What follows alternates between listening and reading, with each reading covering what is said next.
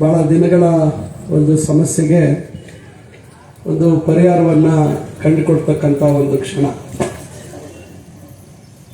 ಈ ಒಂದು ಹರಿಶ್ಚಂದ್ರ ಘಾಟ್ನ ವಿದ್ಯುತ್ ಚಿತಾಗಾರದ ಭೂಮಿ ಪೂಜೆಯ ಈ ಒಂದು ವೇದಿಕೆಯಲ್ಲಿ ಉಪಸ್ಥಿತರಿರತಕ್ಕಂಥ ನಗರಸಭೆಯ ಮಾಜಿ ಸದಸ್ಯರಾಗಿದ್ದಂಥ ಅಕ್ಷಯ್ ಹರಿಶ್ಚಂದ್ರ ಘಾಟ್ನ ಅಧ್ಯಕ್ಷರಾಗಿರ್ತಕ್ಕಂಥ ಹಿರಿಯರಾಗಿರ್ತಕ್ಕಂಥ ಪ್ರಕಾಶನವರೇ, ಚಿಂತಾಮಣಿ ಯೋಜನಾ ಪ್ರದೇಶದ ಅಧ್ಯಕ್ಷರಾಗಿರ್ತಕ್ಕಂಥ ಶ್ರೀನಾಥ್ ಬಾಬು ಅವರೇ, ಆರ್ಯ ವೈಶ್ಯ ಮಂಡಳಿಯ ಅಧ್ಯಕ್ಷರಾಗಿರ್ತಕ್ಕಂಥ ಮಾಜಿ ನಗರಸಭಾ ಸದಸ್ಯರಾಗಿರ್ತಕ್ಕಂಥ ಪಿ ಆರ್ ಅಶೋಕ್ ಕುಮಾರ್ ಅಶೋಕ್ ಕುಮಾರ್ ಅವರೇ, ಬ್ರಾಹ್ಮಣ ಮಹಾಸಭಾ ಅಧ್ಯಕ್ಷರಾಗಿರ್ತಕ್ಕಂಥ ಕೃಷ್ಣ ಅವರೇ, ನಗರಸಭೆಯ ಆಯುಕ್ತರಾಗಿರ್ತಕ್ಕಂಥ ಚಲಪತಿ ಅವರೇ, ಪ್ರಕಾಶ್ ಅವರಿದ್ದರು, ಜಗದೀಶ್ ಅವರೇ, KSS ಜಗದೀಶ್ ಅವರೇ, ಸುಬ್ರಹ್ಮಣ್ಯ ಸ್ವಾಮಿ ಅವರೇ, ನಗರಸಭೆಯ ಮಾಜಿ ಅಧ್ಯಕ್ಷರಾಗಿರ್ತಕ್ಕಂಥ ಜಗನ್ನಾಥ್ ಅವರೇ, ರಾಜಾಚಾರ್ಯ ಅವರೇ, ನಗರಸಭೆಯ ಮಾಜಿ ಸದಸ್ಯರಾಗಿರ್ತಕ್ಕಂಥ ಸುಬ್ರಹ್ಮಣ್ಯ ಸ್ವಾಮಿ ಅವರೇ, ಅಶ್ವಥ್ ಅವರೇ, ಹರೀಶ್ ಅವರೇ, ಜಗದೀಶ್ ಅವರೇ, ಚಲನ್ ಅವರೇ, ಹಾಗೂ ರಾಯಪ್ಪ ಅವರೇ, ನಮ್ಮ ರಾಮಾಂಜನೇಯ ಗುಪ್ತಾ ಅವರೇ, ಸಂಗೀತ ಹಿರಿಯರಾಗಿರ್ತಕ್ಕಂಥ ನಾರಾಯಣ ಮೂರ್ತಿ ಅವರೇ, ಹಾಗೂ ಎಲ್ಲ ಇಲ್ಲಿ ಸೇರಿರ್ತಕ್ಕಂಥ ಆರ್ಯ ವೈಶ್ಯ ಮಂಡಳಿ ಮತ್ತು ಬ್ರಾಹ್ಮಣ ಮಹಾಸಭಾ ಮತ್ತು ಎಲ್ಲ ಇತರೆ ಎಲ್ಲ ಜನಾಂಗದಿಂದ ಬಂದಿರತಕ್ಕಂಥ ಎಲ್ಲ ಹಿರಿಯ ಬಂಧುಗಳೇ, ಇಲ್ಲಿ ಮಹಿಳೆಯರಿದ್ದೀರ, ತಾಯಂದಿರೇ, ಅಕ್ಕ ತಂಗಿಯರೇ, ಸ್ನೇಹಿತರೇ, ಬಂಧುಗಳೇ ಮತ್ತು ಮಾಧ್ಯಮ ಮಿತ್ರರೇ, ಬಹುಶಃ ನಾನು ನಿರಂತರವಾಗಿ ಏನೇ ಒಂದು ಕೆಲಸ ಮಾಡಿದ್ರೆ ನಾನು ಯಾವತ್ತೂ ಈ ಕ್ಷಣಕ್ಕೆ ಇವತ್ತಿಗೆ ನಾನು ಆಲೋಚನೆ ಮಾಡಲ್ಲ. ಬಹುಶಃ ಅದು ನಮ್ಮ ಕುಟುಂಬದಲ್ಲಿ ನಮ್ಮ ತಾತ ಅವರಿಂದ ಹಿಡಿದು ನಮ್ಮ ತಂದೆಯವರಿಂದ ಬಂದಿರತಕ್ಕಂಥ ಒಂದು ಆಲೋಚನಾ ಶಕ್ತಿ. ಅದು ಭವಿಷ್ಯತ್ತಿನ ಬಗ್ಗೆ ಯೋಚನೆ ಮಾಡಿ ಚಿಂತಾಮಣಿ ನಗರ, ಚಿಂತಾಮಣಿ ತಾಲೂಕು ಯಾವ ರೀತಿ ಅಭಿವೃದ್ಧಿ ಆಗಬೇಕು ಅಂತ ಹೇಳಿ ದಿವಂಗತ MC ಆಂಜನೇಯ ರೆಡ್ಡಿ ಅವರು ಒಂದು ಭದ್ರವಾದಂಥ ಬುನಾದಿ ಎಲ್ಲ ಕ್ಷೇತ್ರಗಳಲ್ಲಿ ಶೈಕ್ಷಣಿಕ, ಸಾಮಾಜಿಕ ಮತ್ತು ಮೂಲಭೂತ ಸೌಲಭ್ಯ ಇವೆಲ್ಲ ವಿಚಾರದಲ್ಲಿ ಎಲ್ಲ ಜಾತಿ ಜನಾಂಗದ ಸಮುದಾಯಗಳನ್ನು ಒಟ್ಟಿಗೆ ಕರ್ಕೊಂಡು ಹೋಗಬೇಕು ಅಂತಕ್ಕಂಥದ್ದು ಅವರ ದೂರದೃಷ್ಟಿ. ತಮಗೆ ಗೊತ್ತಿದೆ NR ಬಡಾವಣೆ ಯಾರು ನಿರ್ಮಾಣ ಮಾಡಿದ್ರು, ಅಲ್ಲಿ ಸಿವಿಕ್ ಕಮ್ಯುನಿಟಿ ಸೈಟ್ ಯಾವ್ಯಾವ ಜಾತಿ ವರ್ಗದವರಿಗೆ ಆ ಕಾಲದಲ್ಲೇ ಸೈಟನ್ನು ನಿಗದಿ ಮಾಡಿದ್ರು ಅಂತಕ್ಕಂಥದ್ದು ತಮಗೆಲ್ರಿಗೂ ಹಿರಿಯರಿಗೆಲ್ರಿಗೂ ಗೊತ್ತಿದೆ. ಗೀತಾ ಮಂದಿರ ಇರ್ಬೋದು, ಅಲ್ಲಿ ಮುಸ್ಲಿಮರಿಗೆ ಒಂದು ಜಾಗ ಕೊಟ್ಟಿದ್ರು. ಈ ರೀತಿ ಭವಿಷ್ಯತ್ತಿನ ದೃಷ್ಟಿಯಲ್ಲಿ ಎಲ್ಲರಿಗೂ ಒಂದು ಅವಕಾಶ ಮಾಡಬೇಕು ಅಂತಕ್ಕಂಥ ಒಂದು ಉದ್ದೇಶ ಇಟ್ಕೊಂಡು ಆಲೋಚನೆ ಮಾಡ್ತಾ ಇರ್ತಕ್ಕಂಥದ್ದು. ಅದೇ ರೀತಿ ನಮ್ಮ ತಂದೆಯವರು ಈಗೇನು ರಾಘವೇಂದ್ರ ಸ್ವಾಮಿ ಮಠ ಇದೆ, ಆ ಜಾಗ ಹಿಂದೆ ಕಾಂಗ್ರೆಸ್ ಪಕ್ಷದ ಆಫೀಸ್ ಮಾಡಬೇಕು ಅಂತಕ್ಕಂಥದ್ದಿತ್ತು. ಆದರೆ ಅವರು ಆ ಸಂದರ್ಭದಲ್ಲಿ ಇಲ್ಲ, ಇಲ್ಲಿ ರಾಘವೇಂದ್ರ ಸ್ವಾಮಿ ಅವರ ಮಠ ಆಗಬೇಕು ಅಂತಕ್ಕಂಥದ್ದು ತೀರ್ಮಾನ ಮಾಡಿ ಆ ಸಂದರ್ಭದಲ್ಲಿ ಅದಕ್ಕೆ ಎಲ್ಲ ಸಹಕಾರವನ್ನು ಕೊಟ್ಟು ಇವತ್ತಿಗೂ ಅವ್ರನ್ನ ಏನೋ ವೈಸ್ ಪ್ರೆಸಿಡೆಂಟ್ ಏನೋ ಮಾಡಿದ್ರು, ಅದೇನಿದೆ ನನಗೆ ಗೊತ್ತಿಲ್ಲ. ಇದಾರ ನಮ್ಮ ತಂದೆಯವರು ಈಗಲೂ ಅಲ್ಲಿ ನಮ್ಮ ರಾಘವೇಂದ್ರ ಸ್ವಾಮಿ ಮಠದ ಇದು ಅವತ್ತಿಗೆ ಅದು ನಗರದ ಬೆಳೀತಕ್ಕಂಥ ಭಾಗ. ಇವತ್ತು ಅದು ಎಷ್ಟು ಕೋಟ್ಯಾಂತರ ರೂಪಾಯಿ ಬೆಲೆ ಬಾಳುತ್ತೆ ಅಂತಕ್ಕಂಥದ್ದು ನಿಮಗೆ ಗೊತ್ತಿದೆ. ಈ ರೀತಿ ಸದಾ ಎಲ್ಲ ಜಾತಿ ವರ್ಗದ ಜನರಿಗೆ ಏನು ನಿರೀಕ್ಷೆ ಇದೆ ಮತ್ತು ಏನು ಅವಶ್ಯಕತೆ ಇದೆ ಅಂತಕ್ಕಂಥದ್ದನ್ನು ಮನಗಂಡು ಮಾಡುವಂಥದ್ದು.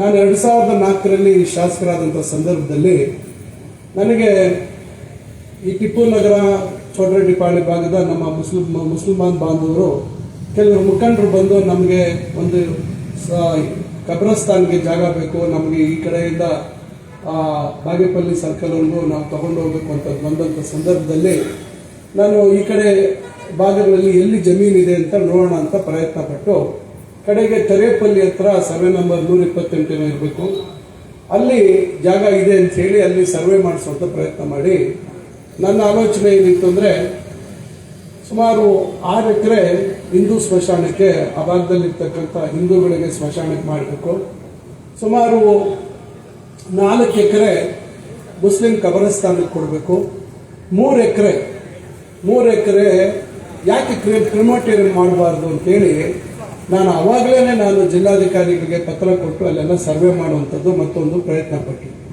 ಆದರೆ ಅಲ್ಲಿ ಏನಾಗಿತ್ತು, ಕೆಲವೆಲ್ಲ ಭಾಳ ಹಿಂದೆನೆ ಅದು ತೋಪದು ಖರಾಬ್ ತೋಪದು, ಕೆಲವರಿಗೆ ಮಂಜೂರಾಗಿದೆ ಅಂತ ಹೇಳಿ ಕೆಲವರು ಕೋರ್ಟ್ ಆದೇಶಗಳು ಇವೆಲ್ಲ ಗೊಂದಲಗಳಿದ್ದರಿಂದ ಸುಮಾರು ಒಂದು 7-8 ಸಭೆಗಳನ್ನು ನಾನು ಮಾಡಿ ಅಧಿಕಾರಿಗಳ ಮೇಲೆ ಒತ್ತಡವನ್ನು ತರುವಂಥದ್ದು ಮಾಡಿದ್ದೇನೆ. ಸೌಂಡ್ ಕಮ್ಮಿ ಮಾಡಿ.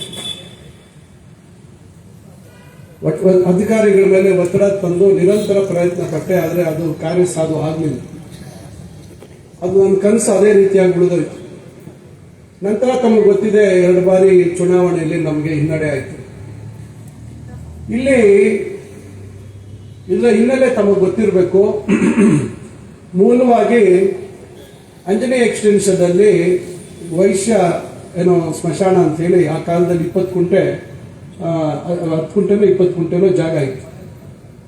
ನಮ್ಮ ತಾತ ಅವ್ರ ಕಾಲದಲ್ಲಿ ಮುನ್ಸಿಪಲ್ ಅಧ್ಯಕ್ಷರಿರುವಂಥ ಸಂದರ್ಭದಲ್ಲಿ ಅದು ಬೆಳವಣಿಗೆ ಆಗ್ತಾ ಇದೆ, ಅಲ್ಲಿ ಬೇಡ ಅಂತ ಹೇಳಿದಾಗ ಇದು ಪರ್ಯಾಯವಾಗಿ ಇದನ್ನ ಇಲ್ಲಿ ಕೊಡುವಂಥ ಕೆಲಸ ಆ ಕಾಲದಲ್ಲಿ ಆಗಿರುವಂಥದ್ದು. ಇಲ್ಲಿ ಇರ್ತಕ್ಕಂಥ ಸ್ಥಳೀಕರಿಗೆ ಹಳಬರಿಗೆ ಅದರ ವಸ್ತುಸ್ಥಿತಿ ಗೊತ್ತು. ಯಾರೋ ಮೊನ್ನೆ ಬೇರೆ ಊರುಗಳಿಂದ ಬಂದಿರೋರಿಗೆ ವಿನಾಕಾರಣ ನಮ್ಮ ಕುಟುಂಬದ ಮೇಲೆ ಆಪಾದನೆ ಮಾಡುವಂಥವ್ರಿಗೆ ಆ ವಿಚಾರಗಳು ಚರಿತ್ರೆ ಗೊತ್ತಿರಲ್ಲ. ಏನು ಈ ಊರಿನ ಚರಿತ್ರೆ, ಈ ಊರಲ್ಲಿ ಏನೇನು ಯಾವ ರೀತಿ ಬದಲಾವಣೆ ಆಯಿತು ಅಂತಕ್ಕಂಥದ್ದು ಅವ್ರಿಗೆ ಯಾವುದು ಮಾಹಿತಿ ಇರೋದಿಲ್ಲ. ಅವರಿಗೆ ಏನು ಬಾಯಿಗೆ ತೋಚುತ್ತೋ ಏನು ತಲೆಗೆ ಬರುತ್ತೋ ಅದನ್ನು ಮಾತಾಡ್ತಾ ಇರುವಂಥದ್ದು. ಆದರೆ ಇಲ್ಲಿ ಊರು ಈ ರೀತಿ ಬೆಳವಣಿಗೆ ಆಗ್ತಕ್ಕಂಥ ಸಂದರ್ಭದಲ್ಲಿ ಸಾಮಾನ್ಯವಾಗಿ ಇಲ್ಲಿ ನಾವು ಹಳೆ ಪದ್ಧತಿಗಳಲ್ಲಿ ಇಲ್ಲಿ ನಾವೇನು ಶವ ಸಂಸ್ಕಾರ ಮಾಡುವಂಥದ್ದು ಏನು ನಾವು ನಮ್ಮ ಶಾಸ್ತ್ರೋಕ್ತವಾಗಿ ಮಾಡುವಂಥದ್ದು ಇವತ್ತು ಸುಡುವಂಥ ಸಂದರ್ಭದಲ್ಲಿ ಗಾಳಿಗೆ ಮತ್ತೊಂದು ತೊಂದರೆ ಆಗುತ್ತೆ ಅಂತಕ್ಕಂಥದ್ದು ಅವರು ಹೇಳಿರ್ತಕ್ಕಂಥ ವಿಚಾರನು ವಾಸ್ತವಿಕ. ನಾವು ಅದನ್ನ ಇಲ್ಲ ಅಂತ ಹೇಳೋದು ತಪ್ಪಾಗುತ್ತೆ. ಆದರೆ ಹಂಗಾಗಿ ಹೇಳಿ ಇವತ್ತು ಊರು ಬೆಳೆದಂಗೆಲ್ಲ ನಾವು ಹೊರಗೆ ಹೋಗೋಕ್ಕಾಗೋದಿಲ್ಲ. ಅದಕ್ಕೇನು ವೈಜ್ಞಾನಿಕವಾಗಿ ಅದಕ್ಕೇನು ಅವರಿಗೆ ತೊಂದರೆ ಆಗದ ರೀತಿಯಲ್ಲಿ ಏನು ಮಾಡಬೇಕು ಅಂತಕ್ಕಂಥ ಆಲೋಚನೆಯನ್ನು ಮಾಡಬೇಕು. ನನ್ನ ಕನಸು ಅಲ್ಲಿ ಏನು ಕನಸು ಕಟ್ಕೊಂಡಿದ್ದೆ ಅದು ನನಸಾಗಲಿಲ್ಲ. ಆಗ ನಾನು ಅಕ್ಷಯ್ ಹೇಳ್ದಂಗೆ ಇಲ್ಲಿ ಗೊಂದಲ ಆದಂಥ ಸಂದರ್ಭದಲ್ಲಿ ಅವರೆಲ್ಲರೂ ನನ್ನ ಹತ್ರ ಆನಂದ್ ಇವರೆಲ್ಲರೂ ಬಂದು ನನಗೆ ಫೋನ್ ಮಾಡಿ ಈ ಥರ ತೊಂದರೆ ಆಗ್ತಿದೆ ಅಂತೇಳಿ ಸುರೇಶ್ ಇವರೆಲ್ಲರೂ ನಮ್ಮ ನಗರಸಭಾ ಸದಸ್ಯರೆಲ್ಲ ಹೇಳಿದ್ರು, ಹಿರಿಯರೆಲ್ಲ ಹೇಳಿದಾಗ ನಾನೇ ಸ್ವತಃ ಇಲ್ಲಿ ಬಂದು ಅವ್ರಿಗೆಲ್ಲ ಹೇಳಿದ್ರು, ನಾನಿಲ್ಲ ನಿಮ್ಗೆ ಯಾಕೆ ಇದಕ್ಕೊಂದು ಶಾಶ್ವತ ಪರಿಹಾರ ಮಾಡ್ತೀವಿ ಅಂತ ಹೇಳಿ ತಾತ್ಕಾಲಿಕವಾಗಿ ಒಂದು ಚಿಮ್ನಿ ಮಾಡಬೇಕು ಅಂತೇಳಿ ಚಿಮ್ನಿ ಮಾಡ್ತೀವಿ ಅಂತೇಳಿ ಅದರದ್ದು ಚರ್ಚೆ ಮಾಡಿ. ಆಗ ನಾನು ಬೆಂಗಳೂರಿನಲ್ಲಿ ಯಾರು ಇದನ್ನ ಡಿಸೈನ್ ಮಾಡ್ತಾರೆ ಅಂತ ಹೇಳಿ ನಾನು ಅವತ್ತಿನ MLA ಆಗಿರಲಿಲ್ಲ. ಆದರೆ ಒಂದು ಪ್ರಯತ್ನ ಎಷ್ಟಾಗ್ಬೋದು ಅಂತ ಒಂದು ಮಾಹಿತಿ ಬೇಕಿತ್ತು ನನಗೆ, ಎಷ್ಟು ಹೆಚ್ಚಾಗ್ಬೋದು, ಏನು ತಯಾರಿ ಮಾಡ್ಕೋಬೇಕು ಅಂತೇಳಿ ಪ್ರಭಾಕರನ್ ಅಂತೇಳಿ ಅವರು ಸುಮಾರಿಗೆ 85-88 ವರ್ಷ ಅವರು. ನಾನು ಅವರನ್ನು ನಮ್ಮ ಈಗೇನು ನಮ್ಮ ಪ್ರೈವೇಟ್ ಸೆಕ್ರೆಟರಿ ಹಿಂದೆ ನಮ್ಮ ರಾಮೇಗೌಡರು ಇಲ್ಲಿ ಕಮಿಷನರ್ ಇದ್ರು ಅವ್ರು ಕೇಳಿ ಅವರ ಕಾಂಟ್ಯಾಕ್ಟ್ ತಗೊಂಡು ಅವ್ರನ್ನ ಮಾತಾಡಿ ಪಾಪ ಅವ್ರಿಗೆ ಆಶ್ಚರ್ಯ, ಇವ್ರು ಇನ್ನೂ MLA ಎಲ್ಲ ಇವ್ರು ಸೋತಿದ್ದಾರೆ, ಆಗಲೇ ಇದಕ್ಕೇನೋ ಒಂದು ಪ್ಲಾನ್ ಮಾಡ್ತಾ ಇದ್ದಾರೆ ಅಂತಕ್ಕಂಥದ್ದು ಬಹುಶಃ ಅವ್ರಿಗೆ ನಂಬಿಕೆ ಇರಲಿಲ್ಲ. ಯಾಕಂದ್ರೆ ಅವರೆಲ್ಲ ಅನುಭವ ಇರುವಂಥವ್ರು ಹಿರಿಯರು. ಆದರೆ ಅವತ್ತು ನಾವು ಅವರ ಸಂಪರ್ಕ ಇಟ್ಕೊಂಡು ಮಾಡಬೇಕು ಅಂತ ಮಾತಾಡಿ ಒಂದು ಅಂದಾಜು ಎಷ್ಟಾಗ್ಬೋದು ಅಂತೇಳಿ ನನಗೆ ಅವ್ರು ಎಲ್ಲೆಲ್ಲಿ ಮಾಡಿದ್ರು ಅದೆಲ್ಲ ನನಗೆ ಇಮೇಲ್ ಮಾಡಿ ಅದೆಲ್ಲ ಮಾಹಿತಿ ಕೊಟ್ಟಿದ್ರು. ಚುನಾವಣೆ ಆದಮೇಲೆ ತಮ್ಮೆಲ್ಲರ ಸಹಕಾರದಿಂದ ನಮಗೆ ಅವಕಾಶ ಬಂದಿದೆ ಮತ್ತು ಮಂತ್ರಿ ಆಗುವಂಥ ಅವಕಾಶ ಬಂತು. ತಕ್ಷಣ ನಾನು ಈ ಕೆಲಸ ಕೈಗೆತ್ಕೋಬೇಕು. ಯಾಕಂದ್ರೆ ಒಂದು 6 ತಿಂಗಳು ಸುಮ್ಮನೆ ಇದ್ರೆ ಮತ್ತೆ ಒಂದು 6 ತಿಂಗಳು ಒಂದು ಸಮಸ್ಯೆ ಉದ್ಭವ ಆಗ್ತಿತ್ತು. ಆನಂದ್ ಫೋನ್ ಮಾಡೋದು, ಅಕ್ಷಯ್ ಫೋನ್ ಮಾಡೋದು, ಇನ್ನು ಕೆಲವರೆಲ್ಲರೂ ಸ್ನೇಹಿತರೆಲ್ಲರೂ ಜಿತೇಂದ್ರ ಇವರೆಲ್ಲ ಹುಡುಗರು ಎಲ್ಲರೂ ಸರ್ ಹಿಂಗೆ ತೊಂದರೆ ಆಗ್ತಾಯಿದೆ, ಹಿಂಗೆ ಸಮಸ್ಯೆ ಆಗ್ತಾಯಿದೆ ಅಂತೇಳಿ ಹೇಳುವಂಥದ್ದು ಆಗ್ತಾ ಇತ್ತು. ಅದರಿಂದ ಇದಕ್ಕೊಂದು ಪರಿಹಾರ ಕಂಡ್ಕೋಬೇಕು ಅಂತೇಳಿ ನಾವು ಏನಾದರೂ ಮಾಡೋಣ ಅಂಥೇಳಿ ನಾನೇನು ಮಾಡಿದೆ, ಪ್ರಭಾಕರನ್ನು ಅವ್ರು ಕರೆಸಿ ಇಲ್ಲಿ ಏನಾದರೂ ಮಾಡಿದ್ರು ಕೂಡ ನಾನು ಹೇಳ್ದಂಗೆ ಮಾಡೋಕ್ಕಾಗೋದಿಲ್ಲ. ಯಾಕಂದರೆ ಶಾಸ್ತ್ರೋಕ್ತವಾಗಿ ಏನು ಪದ್ಧತಿಗಳಿರ್ತವೆ, ಏನು ಕಾರ್ಯಗಳು ಮಾಡಬೇಕು, ಇವೆಲ್ಲಕ್ಕೂ ಒಂದು ವ್ಯವಸ್ಥಿತವಾಗಿ ಯಾವ ದಿಕ್ಕಿನಲ್ಲಿ ಏನಿರಬೇಕು ಅಂತಕ್ಕಂಥದ್ದು ಇವೆಲ್ಲ ಒಂದು ಅರ್ಥಪೂರ್ಣವಾಗಿ ಆಗಬೇಕು ಅಂತ ಹೇಳಿ ಆಗ ನಾನು ಅವರಿಗೆ ಅಕ್ಷಯ್ನ ಮತ್ತು ಆನಂದ್ ಇವರೆಲ್ಲರನ್ನು ಪರಿಚಯ ಮಾಡಿಸಿ ದಯವಿಟ್ಟು ನೀವು ಹಿರಿಯರನ್ನ ಕೇಳಿ ಇದು ಏನು ಯಾವ ರೀತಿ ವಿನ್ಯಾಸ ಮಾಡಿದ್ರೆ ಸೂಕ್ತ ಅಂತ ಹೇಳಿ ವಿನ್ಯಾಸ ಮಾಡಿಸಿದಾಗ ಅವರು ಸುಮಾರು 5 ಕೋಟಿಗೆ ನಮ್ಗೆ ಅಂದಾಜು ಕೊಟ್ಟರು. ನಾನು ಸರ್ಕಾರದಲ್ಲಿ ಅದಕ್ಕೆ ನಮ್ಮ ಅಜಯ್ ಅಂತೇಳಿ ಒಬ್ಬರು ಅಜಯ್ ನಾಗಭೂಷಣ್ ಅಂತೇಳಿ IAS ಆಫೀಸರು ನಗರಾಭಿವೃದ್ಧಿ ಇಲಾಖೆಯ ಕಾರ್ಯದರ್ಶಿಗಳಾಗಿದ್ದರು. ಅವರನ್ನು ನನ್ನ ಕಚೇರಿಗೆ ಕರೆಸ್ಕೊಂಡು ನನಗೆ ನೀವು ಇದಕ್ಕೆ ಅನುಮತಿ ಕೊಡಬೇಕು, ನಾವು 15 ಫೈನಾನ್ಸ್ ಏನಾದರೂ ತಗೊಳ್ತೇವೆ, ಇಲ್ಲ ನಮ್ಗೆ ಲೋನ್ ಕೊಡಿ ಅಂತ ಕೇಳಿದ್ರು. ಅವಾಗ ಅವ್ರು ಹೇಳಿದಾಗ ಇಲ್ಲ ಸರ್ ಲೆಟರ್ ಕೊಡಿ ಅಂತ ಹೇಳಿದ್ರು. ಕಡೆಗೆ ನಾನು ಮಾಡಿದ ಪ್ರಯತ್ನಕ್ಕೆ ಅವರು ಸರ್ಕಾರನೇ ಇದಕ್ಕೆ ದುಡ್ಡು ತೆಗೆದಿಡ್ತೀವಿ ಸರ್ ಅಂತ ಹೇಳಿ ಇಡೀ ರಾಜ್ಯದಲ್ಲಿ 32 ಕ್ರೆಮೇಟೋರಿಯಂ ಮಾಡುವಂಥದ್ದಕ್ಕೆ ಅವಕಾಶ ಆಯಿತು. ಯಾಕಂದ್ರೆ ಆಮೇಲೆ ನಾವು ಏನು ಈಗ ಡಿಸೈನ್ ಮಾಡಿಸಿದ್ದೀವಿ, ವಿನ್ಯಾಸ ಮಾಡಿಸಿದ್ದೀವಿ, ಅದನ್ನೇ ಅವರು ಅಳವಡಿಸ್ಕೊಳ್ತೀವಿ ಅಂತಕ್ಕಂಥದ್ದು ಹೇಳಿದ್ರು. ನಮಗೆ ಅದು 4 ಕೋಟಿ ನಿಗದಿ ಮಾಡಿದ್ರು.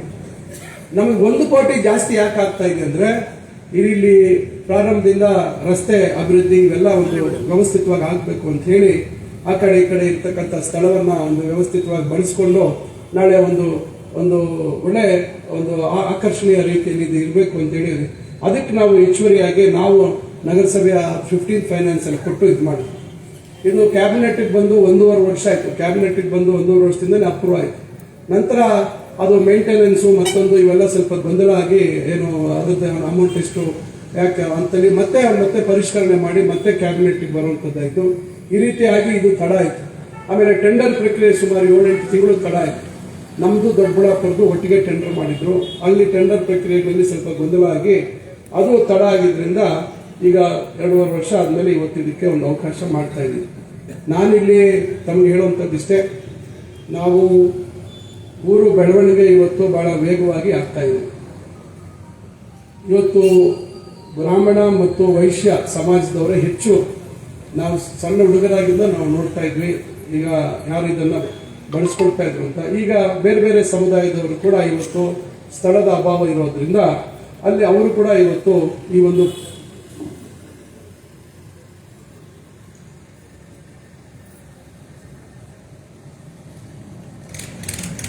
ಅವರು ಕೂಡ ಇದನ್ನ ಮಾಡುವಂಥದ್ದನ್ನ ಅವರು ಕೂಡ ಇವತ್ತು ಈ ಕಾರ್ಯ ಮಾಡುವಂಥದ್ದು ಇದೆ. ಅದರಿಂದ ಇದು ನಾವು ಈಗ 2 ಫರ್ನೇಸ್ ಎಲ್ಲ ಮಾಡ್ಬೋದು ಅಲ್ಲ, ಪ್ರಾವಿಷನ್ 2 ಫರ್ನೇಸ್ ಮಾಡಿ ನಾವು 2 ಫರ್ನೇಸ್ಗೆ ಪ್ರಾವಿಷನ್ ಮಾಡಿದ್ವಿ. ಈಗ 1 ಫರ್ನೇಸ್ ಹಾಕ್ತೀವಿ. ಯಾಕಂದ್ರೆ ಫರ್ನೇಸ್ ಹಾಕಿ ಉಪಯೋಗಿಸ್ತಿಲ್ಲ ಅಂದ್ರೆ ಕರೆಂಟ್ ಚಾರ್ಜ್ ಇವೆಲ್ಲ ಬರ್ತದೆ. ಈಗ ಇಷ್ಟು ದಿವಸ ನೀವೇ ಇದನ್ನ ನಿರ್ವಹಣೆ ಮಾಡ್ತಾ ಇದ್ರಿ. ಇದೆಲ್ಲ ಆದ್ಮೇಲೆ ಬಹುಶಃ ನಾವು ನಗರಸಭೆಯವರು ಇದಕ್ಕೆ ಏನು ನಾವು ಯಾಕಂದ್ರೆ ಯಾವ ರೀತಿ ಇಲ್ಲಿ ಬಳಸುವಂತದ್ದವ್ರಿಗೆ ದರ ಫಿಕ್ಸ್ ಮಾಡಬೇಕು. ದರ ಫಿಕ್ಸ್ ಮಾಡಿದ್ಮೇಲೆ ವಿದ್ಯುತ್ ಬಿಲ್ಲು ಜಾಸ್ತಿ ಬರ್ತದೆ. ಅದನ್ನ ನಗರಸಭೆಯವರೇ ನಾವು ಅದನ್ನ ನಿರ್ವಹಣೆ ಮಾಡುವಂತದ್ದಕ್ಕೆ ನಗರಸಭೆಯವರೇ ಮಾಡಬೇಕಾಗುತ್ತೆ. ಯಾಕಂದ್ರೆ ನಾವು ಹೆಚ್ಚು ಹೊರೆನೂ ಜನರ ಮೇಲೆ ಹಾಕೋಕ್ಕಾಗೋದಿಲ್ಲ.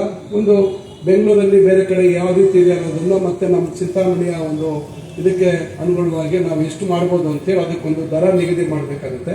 ಅದ್ರ ಮೇಲೆ ಏನು ಇಲ್ಲಿ ಖರ್ಚು ವೆಚ್ಚಗಳು ಮೇಂಟೆನೆನ್ಸ್ ಇದೆಲ್ಲ ಏನಾದ್ರು ಬಂದ್ರೆ ಅದು ನಗರಸಭೆಯಿಂದನೇ ಮಾಡಬೇಕಾಗುತ್ತೆ. ಇದು ಸಾರ್ವಜನಿಕರಿಗೆ ಎಲ್ಲರಿಗೂ ಉಪಯೋಗ ಆಗುವಂಥ ವಿಚಾರ.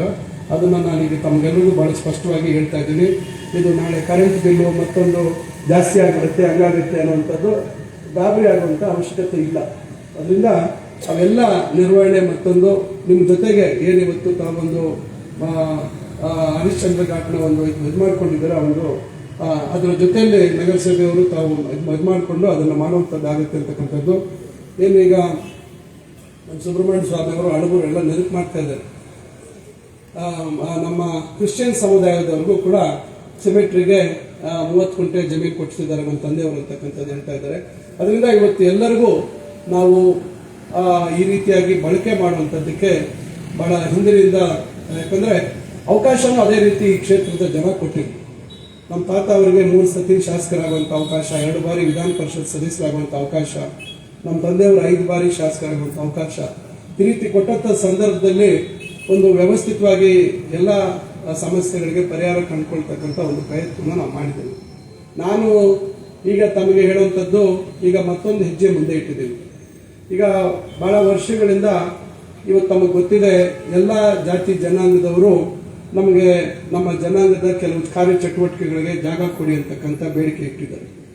ನಾನು ಬಹಳ ದಿವಸಗಳಿಂದ ಇದಕ್ಕೆ ಜಾಗ ಕೊಡಬೇಕು ಅಂತ ಹೇಳಿ ಈಗ ನಾವು ಜನಾಂಗದ ಅವರ ಸಂಘಟನೆ ಹೆಸರಿಗೆ ಕೊಡ್ಲಿಕ್ಕಾಗೋದಿಲ್ಲ, ಸರ್ಕಾರದ ಹೆಸರಲ್ಲಿ ಇರ್ತದೆ. ಅದಕ್ಕೆ ನಾವು ಈಗ ಏನಾಗಿದೆ, ಪ್ರತಿಯೊಬ್ಬರು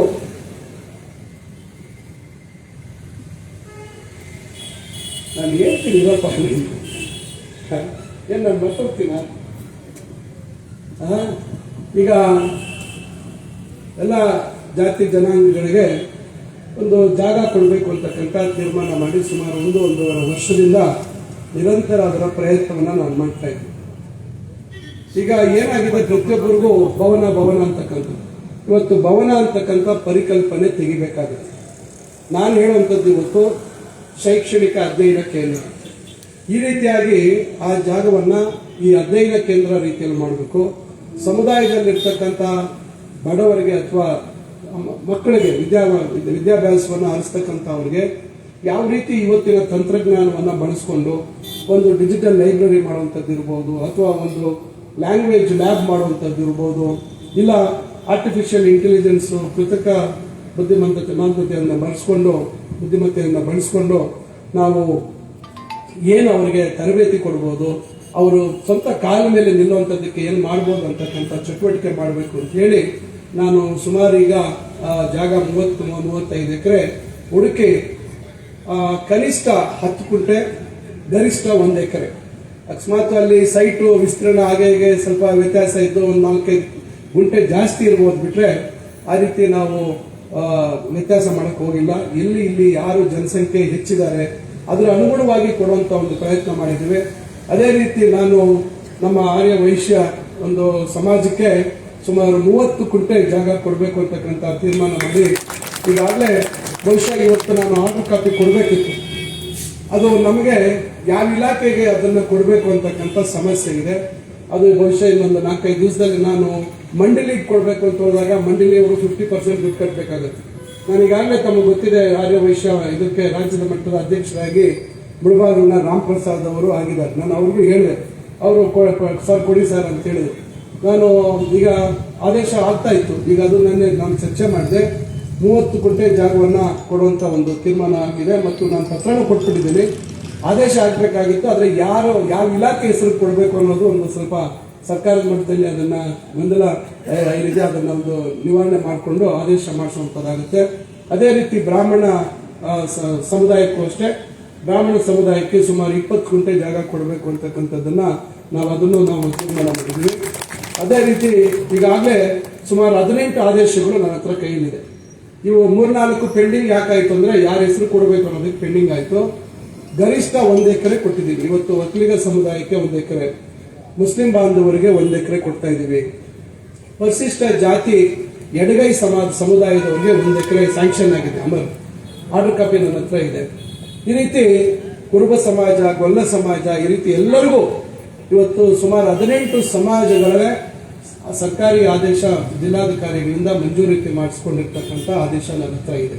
ನಿನ್ನೆ ನಾನು ರಾತ್ರಿ ಆದೇಶಗಳನ್ನು ಮಾಡಿಸಿ ಇವತ್ತು ಆದೇಶ ಪ್ರತಿ ನನ್ನ ಹತ್ರ ಇದೆ.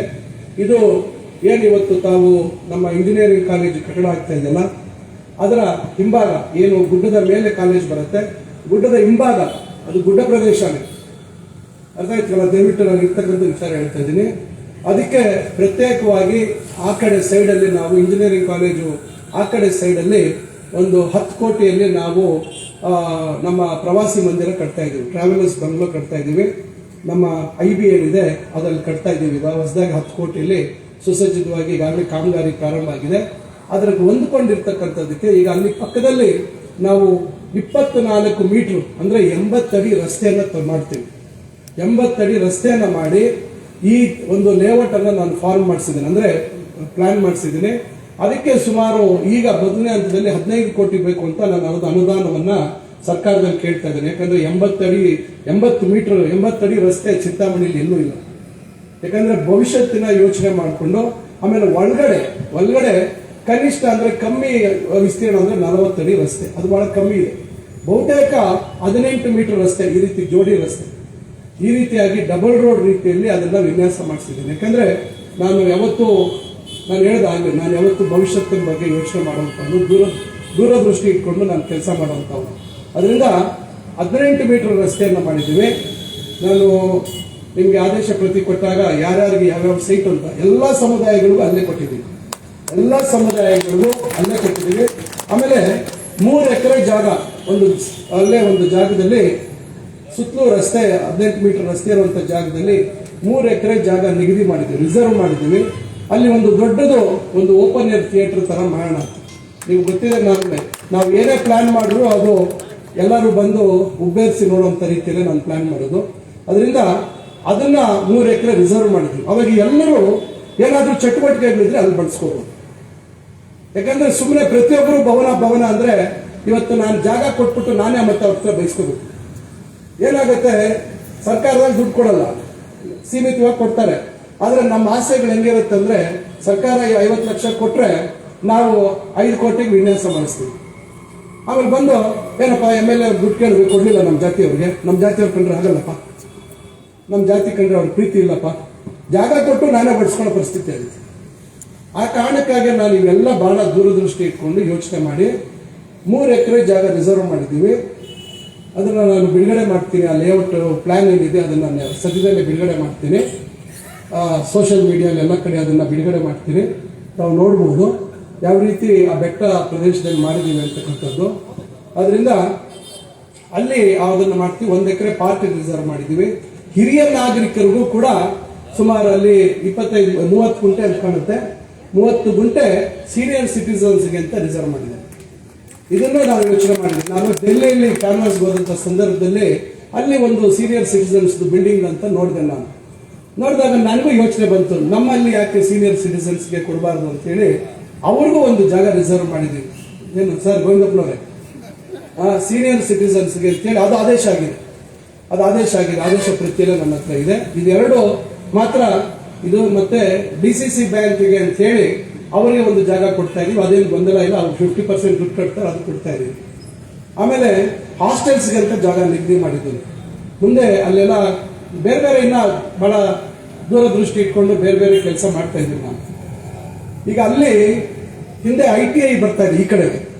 ಈಗ ನೀವು ಕೆರೆ ಪಕ್ಕದಲ್ಲಿ ರಸ್ತೆನೂ ಆಗಿದೆ ನೋಡಿ. ಇವತ್ತು ರಸ್ತೆ ಯಾವ ರೀತಿ ಗುಣಮಟ್ಟದ ರಸ್ತೆಯನ್ನ ಮಾಡಿಸುವಂತ ಪ್ರಯತ್ನ ಮಾಡಿ, ತಡವಾಗಾದ್ರೂ ಕೂಡ ಒಳ್ಳೆ ರಸ್ತೆ ಆಗಬೇಕು ಅಂತಕ್ಕಂಥದ್ದು ನಮ್ಮ ಉದ್ದೇಶ. ಆ ITI ಕಾಲೇಜು ಅಲ್ಲಿ ಬರ್ತಾ ಇದೆ. ಮುಂದಿನ ದಿನಗಳಲ್ಲಿ ನಾವು ಅಲ್ಲಿ ಬೇರೆ ಒಂದು ಇದನ್ನ ಮಾಡುವಂತ ಪ್ರಯತ್ನ ಇದೆ. ಈಗ ಇದು ಇವತ್ತು ನಾನು ತಮ್ಮ ಗಮನಕ್ಕೆ ತರುವಂಥದ್ದು. ಈಗ ಈ ರಸ್ತೆಗೆ ಸುಮಾರು 8,20,00,000 ಡಂಟ್ ಅಂತಕ್ಕಂಥ ಸ್ಕೀಮ್. ಇದು ಯಾರು ಗೊತ್ತೇ ಇರಲಿಲ್ಲ ಸ್ಕೀಮ್ ಬಗ್ಗೆ. ಅದು directorate of urban land transport ಅಂತ ಹೇಳಿ ಡಂಟ್ ಅಂತ ಹೇಳಿ ಅದರಲ್ಲಿ ಕೊಡ್ತಿದ್ದೆ. ಆದ್ರೆ ಈಗ ಇದೆಲ್ಲ ವಿಸ್ತೀರ್ಣ ಎಲ್ಲ ಮತ್ತೆ ಅವರು ಸರಿಯಾದ ರೀತಿ ಎಸ್ಟಿಮೇಟ್ ಮಾಡಿರಲಿಲ್ಲ. ಈಗ ಮುಖ್ಯಮಂತ್ರಿಗಳ ವಿಶೇಷ ಅನುದಾನದಲ್ಲಿ ಮತ್ತೆ 7,38,40,00,000 ಕೊಡ್ತಾ ಇದ್ದೀವಿ. ಇದು ಪೂರ್ತಿ ಇದು ಆ ಕಡೆ ಈ ಕಡೆ ನಿಮಗೆ ಈ ಲೈಟ್ಸ್ ಎಲ್ಲ ಚೇಂಜ್ ಮಾಡ್ತೀವಿ. ಇವೆಲ್ಲ ಚೇಂಜ್ ಮಾಡೋದ್ರ ಜೊತೆಗೆ ಫುಟ್ಪಾತ್, ಪಾರ್ಕಿಂಗ್ ಸ್ಪೇಸ್ ಎಲ್ಲೆಲ್ಲಿ ವಿಸ್ತೀರ್ಣ ಇದೆ ಅಲ್ಲೆಲ್ಲ ಪಾರ್ಕಿಂಗ್ ಸ್ಪೇಸ್ ಕ್ರಿಯೇಟ್ ಮಾಡ್ತೀವಿ. ಅಲ್ಲೆಲ್ಲ ಗಿಡ ಹಾಕೋದಕ್ಕೂ ಅವಕಾಶ ಮಾಡ್ತೀವಿ ಮತ್ತು ಲೈಟ್ಸ್ ಕೊಡ್ತೇವೆ. ಈ ಕಡೆನೂ ಲೈಟ್ ಇರ್ತದೆ, ಸೆಂಟ್ರಲ್ಲೂ ಲೈಟ್ ಇರ್ತದೆ, ಆ ಕಡೆ ಬದಿಯಲ್ಲೂ ಲೈಟ್ ಇರ್ತದೆ. ಈ ರೀತಿಯಾಗಿ ನಾನು ಇದು ಬಹಳ ವರ್ಷಗಳ ಕನಸಿದು. ಏನಿದು ನಾನು ಕೇಶಿಪ್ ರೋಡ್ ಮಾಡಿಸಿದಂತ ಸಂದರ್ಭದಲ್ಲೇ ಇದನ್ನು ಮಾಡಿಸಿದ್ದೆ. ಆದ್ರೆ ನಾನು ಸೋತ್ಬಿಟ್ಟ ಮೇಲೆ ಅಧಿಕಾರಿಗಳು ಯಾಕೋ ನಮಗೆ ಗೌರವ ಕೊಡಲಿಲ್ಲ. ಅವತ್ತು ನಾನು ಒಂದ್ಸತಿ ಅಧಿಕಾರಿಗಳು ಕರ್ಕೊಂಡು ಬಂದ್ರೆ ಆಗಿದ್ದಂತ ಶಾಸಕರು ಅವ್ರ ಮೇಲೆಲ್ಲ ಗಲಾಟೆ ಮಾಡಿದ್ರು. ಏನಕ್ಕೆ ಸೋತಿರೋರ ಜೊತೆ ಎಲ್ಲ ಹೋಗ್ತೀರಾ ಅಂತಕ್ಕಂಥದ್ದು ಈ ರೀತಿ ಆಯ್ತು. ಅದಕ್ಕೆ ದೇವರು ಒಂದು ಅವಕಾಶ ಕೊಡ್ತಾನೆ ಮುಂದೆ ಯಾವತ್ತಾದ್ರು ಅಂತಕ್ಕಂಥದ್ದು ಆ ಛಲ ಬೆಳೆದಿರೋ ನಾನಿದ್ದೆ. ಅದಕ್ಕಾಗಿ ಇವತ್ತು ನೀವು ಯೋಚನೆ ಮಾಡಿ, ಇವತ್ತು 15 ಕೋಟಿ ಇವತ್ತು ಬರೀ ಇದನ್ನ ಸುಂದರೀಕರಣ ಮಾಡುವಂತದಕ್ಕೆ ಬಳಸ್ತಾ ಇದ್ದೇವೆ. ಇದ್ರ ಜೊತೆಗೆ ಈಗಾಗಲೇ ತಮಗೆ ಗೊತ್ತಿದೆ, ಈಗ 52 ಕೋಟಿದು ಇವತ್ತು ನಾವು ಒಳಚರಂಡಿದು ಕಾಮಗಾರಿಗಳೆಲ್ಲ ಕೈಗೆತ್ತಿಕೊಂಡಿದ್ದೀವಿ. ಹೊಸ ಟ್ರೀಟ್ಮೆಂಟ್ ಪ್ಲಾಂಟು ನಾವು ಚೊಕ್ರಡಳ್ಳಿ ಹತ್ರ ಅಲ್ಲಿ ಒಂದು ಹೊಸ ಟ್ರೀಟ್ಮೆಂಟ್ ಪ್ಲಾಂಟ್ ಅನ್ನು ನಾವು ಮಾಡ್ತಾ ಇದೀವಿ. ಇನ್ನೊಂದು ಸ್ಕೀಮ್ ಅಲ್ಲಿ ನೆಕ್ಸ್ಟ್ ಗೋಪ್ಸದ್ರ ಹತ್ರ ಇರುವಂತ ಟ್ರೀಟ್ಮೆಂಟ್ ಪ್ಲಾಂಟ್ಗೆ ಅದಕ್ಕೆ ಮತ್ತೆ ಒಂದು ಅನುದಾನ ಪ್ರಯತ್ನ ಮಾಡ್ತಾ ಇದೀವಿ. ಅದನ್ನೊಂದು ಪ್ರಯತ್ನ ಆಗ್ತಾ ಇದೆ. ಅದು ಈಗ 50 ಕೋಟಿ ಜೊತೆಗೆ ನಾವು ನಗರಸಭೆಯಿಂದ ಸುಮಾರು 3 ಕೋಟಿಯನ್ನು ಕೊಟ್ಟು ಟಿಪ್ಪು ನಗರ ಮತ್ತು ಆ ಪ್ರದೇಶದಲ್ಲಿ ಏನು ಒಂದು ನಿರಂತರವಾಗಿ ಸಮಸ್ಯೆ ಆಗ್ತಾ ಇತ್ತು ಒಳಚರಂಡಿದು, ಈಗ ಅದೀಗಾಗಲೇ ಅರ್ಬನ್ ವಾಟರ್ ಸಪ್ಲೈ ಬೋರ್ಡ್ ಇಂದ ಕಾಮಗಾರಿ ಪ್ರಗತಿಯಿದೆ. ಮನೆಗೂ ಸಂಪರ್ಕ ಕೊಡುವಂತ ಕೆಲಸವನ್ನು ನಾವು ಮಾಡ್ತಾ ಇದ್ದೀವಿ. ಅಲ್ಲೆಲ್ಲ ಮಾಡ್ತಾ ಇದ್ದೀವಿ, ಕಾಮಗಾರಿ ನಡೀತಾ ಇದೆ. ಇವೆಲ್ಲರಿಗೂ ಗೊತ್ತಿದೆ, ಮಾಧ್ಯಮದವ್ರಿಗೆಲ್ಲರಿಗೂ ಗೊತ್ತಿದೆ. ಈಗ ಈ ರೀತಿ ಮತ್ತೆ ನಗರೋತ್ಥಾನ ಯೋಜನೆಯಲ್ಲಿ ಏನು ನಾನು ಹಿಂದೆ ಮಾಡಿಸಿದಂತ ರಸ್ತೆಗಳೆಲ್ಲ ಹಾಳಾಗಿತ್ತು. ಅದಕ್ಕೆ ಎಲ್ಲ ಮುಖ್ಯ ರಸ್ತೆಗಳನ್ನ ನಾವು ಮಾಡುವಂತದ್ದಕ್ಕೆ ತೆಗೆದುಕೊಂಡಿದ್ದೀವಿ. ನಾನು ಇಲ್ಲಿ ತಮ್ಮಲ್ಲಿ ವಿನಂತಿಸಿಕೊಡುವಂಥದ್ದು, ಇಲ್ಲಿ ಬಹಳಷ್ಟು ಜನ ಇದ್ದೀರಾ, ಆಜಾದ್ ಚೌಕ್ ಅನ್ನ ತಾವು ನೋಡ್ತಾ ಇದ್ದೀರಾ, ಅಭಿವೃದ್ಧಿ ಮಾಡ್ತಾ ಇದ್ದೀವಿ. ಇದು ಇವತ್ತಿನ ಕನಸಲ್ಲ, 15 ವರ್ಷಗಳ ಹಿಂದೆ ಅವತ್ತು ನಾನು ಕಂಡಂತ ಕನಸು. ಇವತ್ತು 1,60,00,000 ಇವತ್ತು ಅದು ಅಭಿವೃದ್ಧಿ ಮಾಡ್ತಾ ಇದ್ದೀವಿ. ಪೂರ್ಣ ಆದ್ಮೇಲೆ ನಿಮ್ಗೆ ಗೊತ್ತಾಗುತ್ತೆ ಯಾವ ರೀತಿ ಮಾಡಿದೀವಿ ಅಂತಕ್ಕಂಥದ್ದು. ಅದೇ ರೀತಿ ಕೋಲಾರ ಸರ್ಕಲ್ ಇರ್ಬೋದು, ಈಗ ಅದಕ್ಕೆ ಸುಭಾಷ್ ಚಂದ್ರ ಬೋಸ್ ಸರ್ಕಲ್ ಅಂತ ಆಗಿದೆ. ಬಾಗೇಪಲ್ಲಿ ವೃತ್ತ, ಮಹರ್ಷಿ ವಾಲ್ಮೀಕಿ ವೃತ್ತ ಆಗಿದೆ. ಈ ಕೆಲಸ ಆದ್ಮೇಲೆ ನಾವೆರಡು ತಗೊಳ್ತೀವಿ, ಆ ವೃತ್ತಗಳ ಅಭಿವೃದ್ಧಿ ಮಾಡ್ತಾ ಇದ್ದೀವಿ. ಬಾಗೇಪಲ್ಲಿ ಸರ್ಕಲ್ ಇಂದ ಅಲ್ಲಿ ರೈಲ್ವೆ ಅಂಡರ್ ಪಾಸ್ ವರೆಗೂ ಡಬಲ್ ರೋಡ್ ಮಾಡ್ತಾ ಇದ್ದೀವಿ. ಅದು ಡಬಲ್ ರೋಡ್ ಕಾಮಗಾರಿ ಸ್ಯಾಂಕ್ಷನ್ ಆಗಿದೆ. ಅಲ್ಲಿ ಒಳಚರಂಡಿ ಹಾಕಬೇಕು ಅಂತ. ಚೇಳೂರು ರೋಡಲ್ಲೂ ಒಳಚರಂಡಿ ಇಲ್ಲ. ಚೇಳೂರು ರಸ್ತೆಯಲ್ಲೂ ಕೂಡ ನಾವು ಒಳಚರಂಡಿ ಹಾಕೋದಕ್ಕೆ ಈಗಲೇ ಪ್ಲಾನ್ ಮಾಡಿದ್ವಿ. ನೆಕ್ಸ್ಟ್ ಅದನ್ನ ಬೇರೆ ಇದರಲ್ಲಿ ಸುಮಾರು 6 ಕೋಟಿ ರೂಪಾಯಿ ದುಡ್ಡು ಕೊಡಿಸ್ತಾ ಇದ್ದೀನಿ. ಆಗ ಚೇಳೂರು ರಸ್ತೆಯಲ್ಲೂ ಕೂಡ ಅದು ಮೀಡಿಯನ್ ಎಲ್ಲ ಮತ್ತೊಂದೆಲ್ಲ ಚೇಂಜ್ ಮಾಡಿ ಅದನ್ನ ಮಾಡಬೇಕು ಅಂತ ಹೇಳಿ ಈಗಾಗಲೇ ಅದಕ್ಕೆ ಈಗ ಅಲ್ಲಿ ಈಗ ಯಾಕಂದ್ರೆ ಅಲ್ಲೆಲ್ಲ ತಾವು ವ್ಯಾಪಾರಸ್ಥರು ಇರ್ತೀರಾ, ಅಲ್ಲಿ ಒಳಚರಂಡಿ ಕಾಮಗಾರಿ ಸ್ಟಾರ್ಟ್ ಆಗುತ್ತೆ. ಇಲ್ಲಿಂದ ಅಲ್ಲಿ ರೈಲ್ವೆ ಅಂಡರ್ ಪಾಸ್ ವರೆಗೂ ಅಲ್ಲಿ ಮಧ್ಯ ತಗೊಂಡು ನಾವು ಅಲ್ಲಿ ಅದನ್ನ ಮಾಡುವಂಥದ್ದು ಮಾಡ್ತಾ ಇದ್ದೀವಿ. ಅದ್ರ ಜೊತೆಗೆ ಈಗಾಗಲೇ ಅಮೃತ್ವಲ್ಲಿ ಸುಮಾರು 16 ಕೋಟಿಯಲ್ಲಿ ನಮ್ಮ ತಾಲೂಕ್ ಪಂಚಾಯತಿ ಹಿಂದ್ಗಡೆ ಒಂದು 10 ಲಕ್ಷ ಲೀಟರ್ದು ಟ್ಯಾಂಕ್ ಮಾಡ್ತಾ ಇದ್ದೀವಿ. ಕುಡಿಯೋ ನೀರಿನ ಸಮಸ್ಯೆಗೆ ಭವಿಷ್ಯತ್ತಿನ ದೃಷ್ಟಿಯಲ್ಲಿ ಏನು ಇವತ್ತು ನಮ್ಮ ನೆಕ್ಕುಂದಿ ಕೆರೆ ಇತ್ತು, ಸುಮಾರು 84 ಕೋಟಿ ಇವತ್ತು ಅದಕ್ಕೆ ಟೆಂಡರ್ ಮುಗಿತಾ ಇದೆ. ಟೆಂಡರ್ ಆದ ತಕ್ಷಣ ಈಗಾಗಲೇ ಇವೆಲ್ಲ ಕಾಮಗಾರಿಗಳಿಗೆ ಮೊನ್ನೆ ಕಳೆದ ಸಿಎಂ ಬಂದಿದ್ದು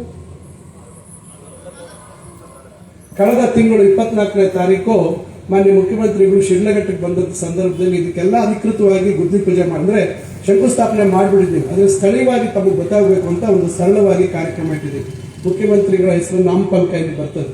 ಇವೆಲ್ಲ ಇದು 80 ಕೋಟಿ ಇರ್ಬೋದು, ಇವೆಲ್ಲವನ್ನ ನಾವು ಮಾಡಿದ್ದೀವಿ. ಆದ್ರೆ ಈಗ ಸುಮಾರು ಈಗ 3 ಕೋಟಿಯಲ್ಲಿ ಕೆಲವು ಪಾರ್ಕ್ಗಳ ಅಭಿವೃದ್ಧಿಯನ್ನು ತೆಗೆದುಕೊಳ್ತಾ ಇದ್ದೀವಿ. ಕನಂಪಲ್ಲಿ ಕೆರೆಗೂ ಕೂಡ ಒಂದು ವಿಸ್ತೃತವಾದಂಥ ಯೋಜನೆ ಮಾಡಿದ್ದೀವಿ. ಮುಂದೆ ಅದನ್ನು ತಿಳ್ಕೊಳ್ತೀವಿ. ಕನಂಪಲ್ಲಿ ಕೆರೆನೂ ಶೇಖರಣಾ ಸಾಮರ್ಥ್ಯ ಜಾಸ್ತಿ ಮಾಡಬೇಕು ಅಂತೇಳಿ ಒಂದು 35 ಕೋಟಿಗೆ ಅಂದಾಜು ಮಾಡಿಸಿದ್ವಿ. ಈಗ ಮತ್ತೆ ಅದನ್ನ ರೀವರ್ಕ್ ಮಾಡಿ ಹೊಸ ಸಿಸ್ಟಮ್ ಅಲ್ಲಿ ಮಾಡಬೇಕು ಅಂತ ಹೇಳಿ ಅದಕ್ಕೊಂದು 95 ಕೋಟಿ ಬೇಕು ಅಂತಕ್ಕಂಥದ್ದಿದೆ. ಅದು ಮುಂದೆ ಈಗ ಸದ್ಯಕ್ಕೆ ಅದು ಮಂಜೂರಾಗಿಲ್ಲ. ಒಂದು 12 ಕೋಟಿ ಮಾತ್ರ ಅದಕ್ಕೆ ಮಂಜೂರಾಗಿದೆ.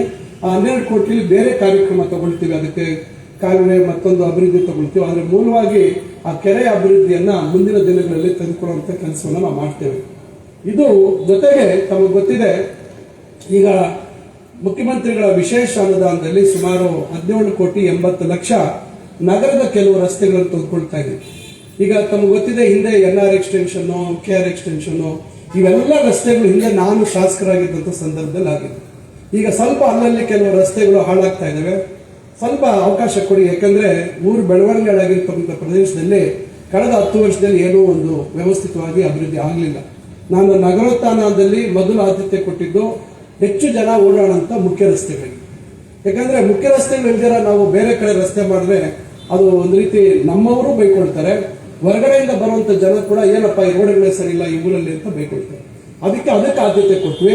ಈಗ ನಾನು 17,80,00,000 ಎಲ್ಲೆಲ್ಲಿ ರಸ್ತೆಗಳೇ ಇಲ್ಲ, ಈ ಉದಾಹರಣೆಗೆ ಇಲ್ಲಿ ಅಶ್ವಿನಿ ಈ ಬಡಾವಣೆ ಮತ್ತು ರಾಜೀವ್ ನಗರಲ್ಲಿ ಇಲ್ಲೆಲ್ಲ ರಸ್ತೆಗಳು ಏನೂ ಆಗೇ ಇಲ್ಲ. ಅವತ್ತು ನಾವು ಎಷ್ಟು ಮಾಡಿದ್ವು ಅಷ್ಟು ಬಿಟ್ರೆ ಯಾವುದೋ ಅವ್ರು ಬೇಕಾದಂತ ನಾಯಕರ ಮನೆ ಹತ್ರ ಒಂದೆರಡು ನಾಯಕರ ಹತ್ರ ಒಂದು ಸಣ್ಣ ರಸ್ತೆ ಮಾಡಿದ್ ಬಿಟ್ರೆ ಒಂದು ವ್ಯವಸ್ಥಿತವಾಗಿ ರಸ್ತೆಗಳು ಮಾಡುವಂತ ಕೆಲಸ ಆಗಿದೆ. ಅದಕ್ಕೆ ಹೆಚ್ಚು ಈ ಕಡೆ ಎಲ್ಲೆಲ್ಲಿ ಹೊರ ಪ್ರದೇಶ ಇದೆ ಅದರಲ್ಲಿ ಮಾಡುವಂತದ್ದು ಮಾಡ್ತಾ ಇದೀವಿ.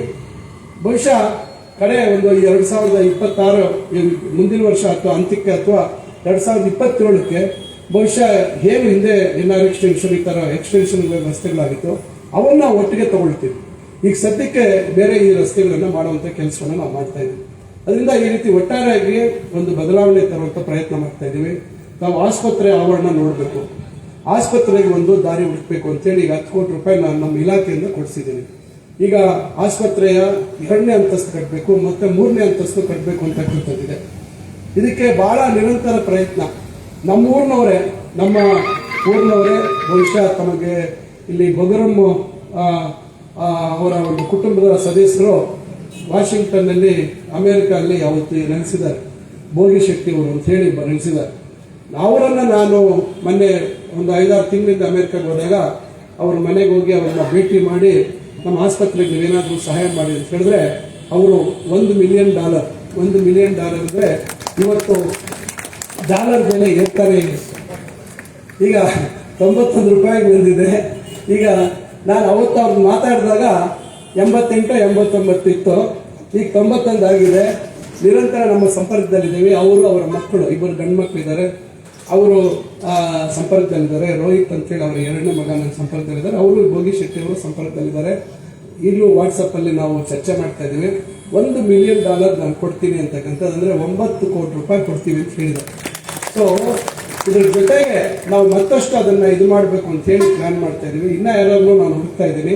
ಸರ್ಕಾರದಲ್ಲೂ ಈಗಿರುವಂಥ ಗ್ರೌಂಡ್ ಫ್ಲೋರು ಫಸ್ಟ್ ಫ್ಲೋರು ಅದನ್ನ ಒಂದು ಕಾರ್ಪೊರೇಟ್ ಹಾಸ್ಪಿಟಲ್ ತರ ಮಾಡಬೇಕು ಅಂತಕ್ಕಂಥ ಉದ್ದೇಶ ಎಲ್ಲವನ್ನು. ಅದನ್ನ ನವೀಕರಣ ಮಾಡುವಂಥದ್ದಕ್ಕೂ ಒಂದು ಅನುದಾನ ಒಂದು ಏನೋ ವ್ಯವಸ್ಥೆ ಮಾಡ್ತಾ ಇದ್ದೀನಿ. ಅದರಿಂದ ಆ ಕೆಲಸ ಮಾಡೋದ್ರ ಜೊತೆಗೆ ಪಕ್ಕದಲ್ಲಿ ತಾಲೂಕು ಆಫೀಸ್ ಇತ್ತು, ಹಳೆ ತಾಲೂಕು ಆಫೀಸ್. ಯಾಕಂದ್ರೆ ನಾನು ಯಾಕೆ ಹೇಳ್ತಾ ಇದ್ರೆ ಬಹಳಷ್ಟು ಜನ ಮಹಿಳೆಯರು ನೋಡಿರಲ್ಲ ಇವೇನು ಆಗ್ತಿದೆ ಅಂತ ಹೇಳಿ.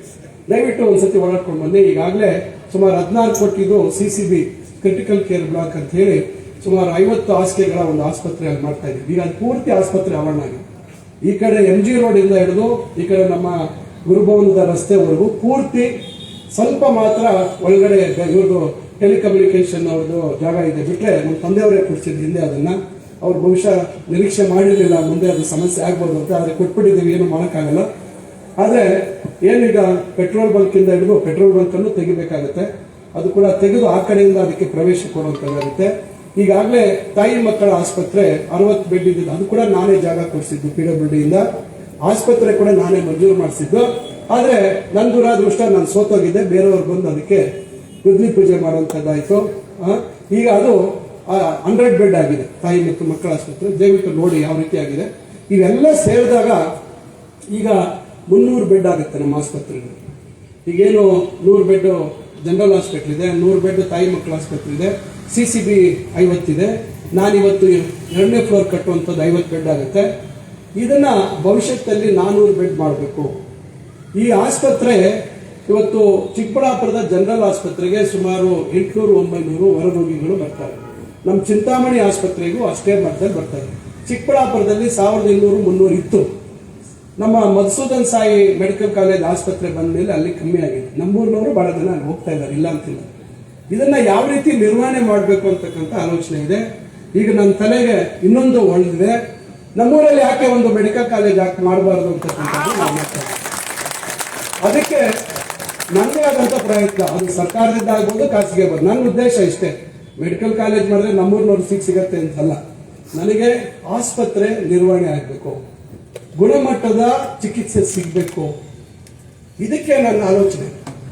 ಇದಕ್ಕೆ ಏನೋ ಒಂದು ತಾತ್ವಿಕವಾಗಿ ನನಗೆ ಒಬ್ಬರು ಒಪ್ಕೊಂಡಿದ್ದಾರೆ. ಅದನ್ನು ಅಂತಿಮ ಚರ್ಚೆಗಳು ಮಾಡ್ತಾ ಇದ್ದೀವಿ. ಜಾಗ ಕೂಡ ಅವರು ಆಸ್ಪತ್ರೆಗೆ, ಅವರು ಅಕಾಡೆಮಿಕ್ ಬ್ಲಾಕ್ ಇದೇ ಆಸ್ಪತ್ರೆ ಬಳಸ್ಕೋಬೇಕಾಗುತ್ತೆ. ಗೌರ್ಮೆಂಟ್ ಆಸ್ಪತ್ರೆನೇ ಬಳಸಬೇಕು, ಅವ್ರು ಬೇರೆ ಆಸ್ಪತ್ರೆ ಕಟ್ಟೋಕ್ಕಾಗೋದಿಲ್ಲ. ಯಾಕಂದ್ರೆ ನನ್ನ ಉದ್ದೇಶ ಅಷ್ಟೇ, ಈ ಆಸ್ಪತ್ರೆನ ಇಷ್ಟೆಲ್ಲ ನಾವು ಕೋಟ್ಯಾಂತರ ರೂಪಾಯಿ 40-50 ಕೋಟಿ ಖರ್ಚು ಮಾಡಿ ಇದನ್ನ ಮೇಲ್ದರ್ಜೆಗೆ ಏರಿಸ್ತಾ ಇದ್ದೀನಿ. ಒಂದು ಕಾರ್ಪೊರೇಟ್ ಹಾಸ್ಪಿಟಲ್ ರೀತಿಯಲ್ಲಿ ಏರಿಸ್ತಾ ಇದ್ದೀವಿ. ನಾವು ಮುಂದೆ ಕೂಡ ಇದರಲ್ಲಿ ಏನು ಭೋಗಿ ಶೆಟ್ಟಿ ಅವರು ಕೊಡುವಂಥ ದುಡ್ಡಲ್ಲಿ ಏನು ಸ್ಪೆಷಲ್ ವಾರ್ಡ್ಗಳು ಮಾಡಬೇಕು ಅಂತ ಮಾಡ್ತಾ ಇದ್ದೀವಿ. Design special ward. ನಾಳೆ ಇಲ್ಲಿರುವಂಥವ್ರು ನಾವು ಸ್ಪೆಷಲ್ ವಾರ್ಡ್ ಬೇಕಾದ್ರೆ ಗೌರ್ಮೆಂಟ್ ಆಸ್ಪತ್ರೆಯಲ್ಲಿ ಸ್ಪೆಷಲ್ ವಾರ್ಡಲ್ಲಿ ನಾವು ಟ್ರೀಟ್ಮೆಂಟ್ ತಗೊಳ್ತೀವಿ ಅಂತಕ್ಕಂಥವ್ರಿಗೆ ಅವಕಾಶ ಇದೆ.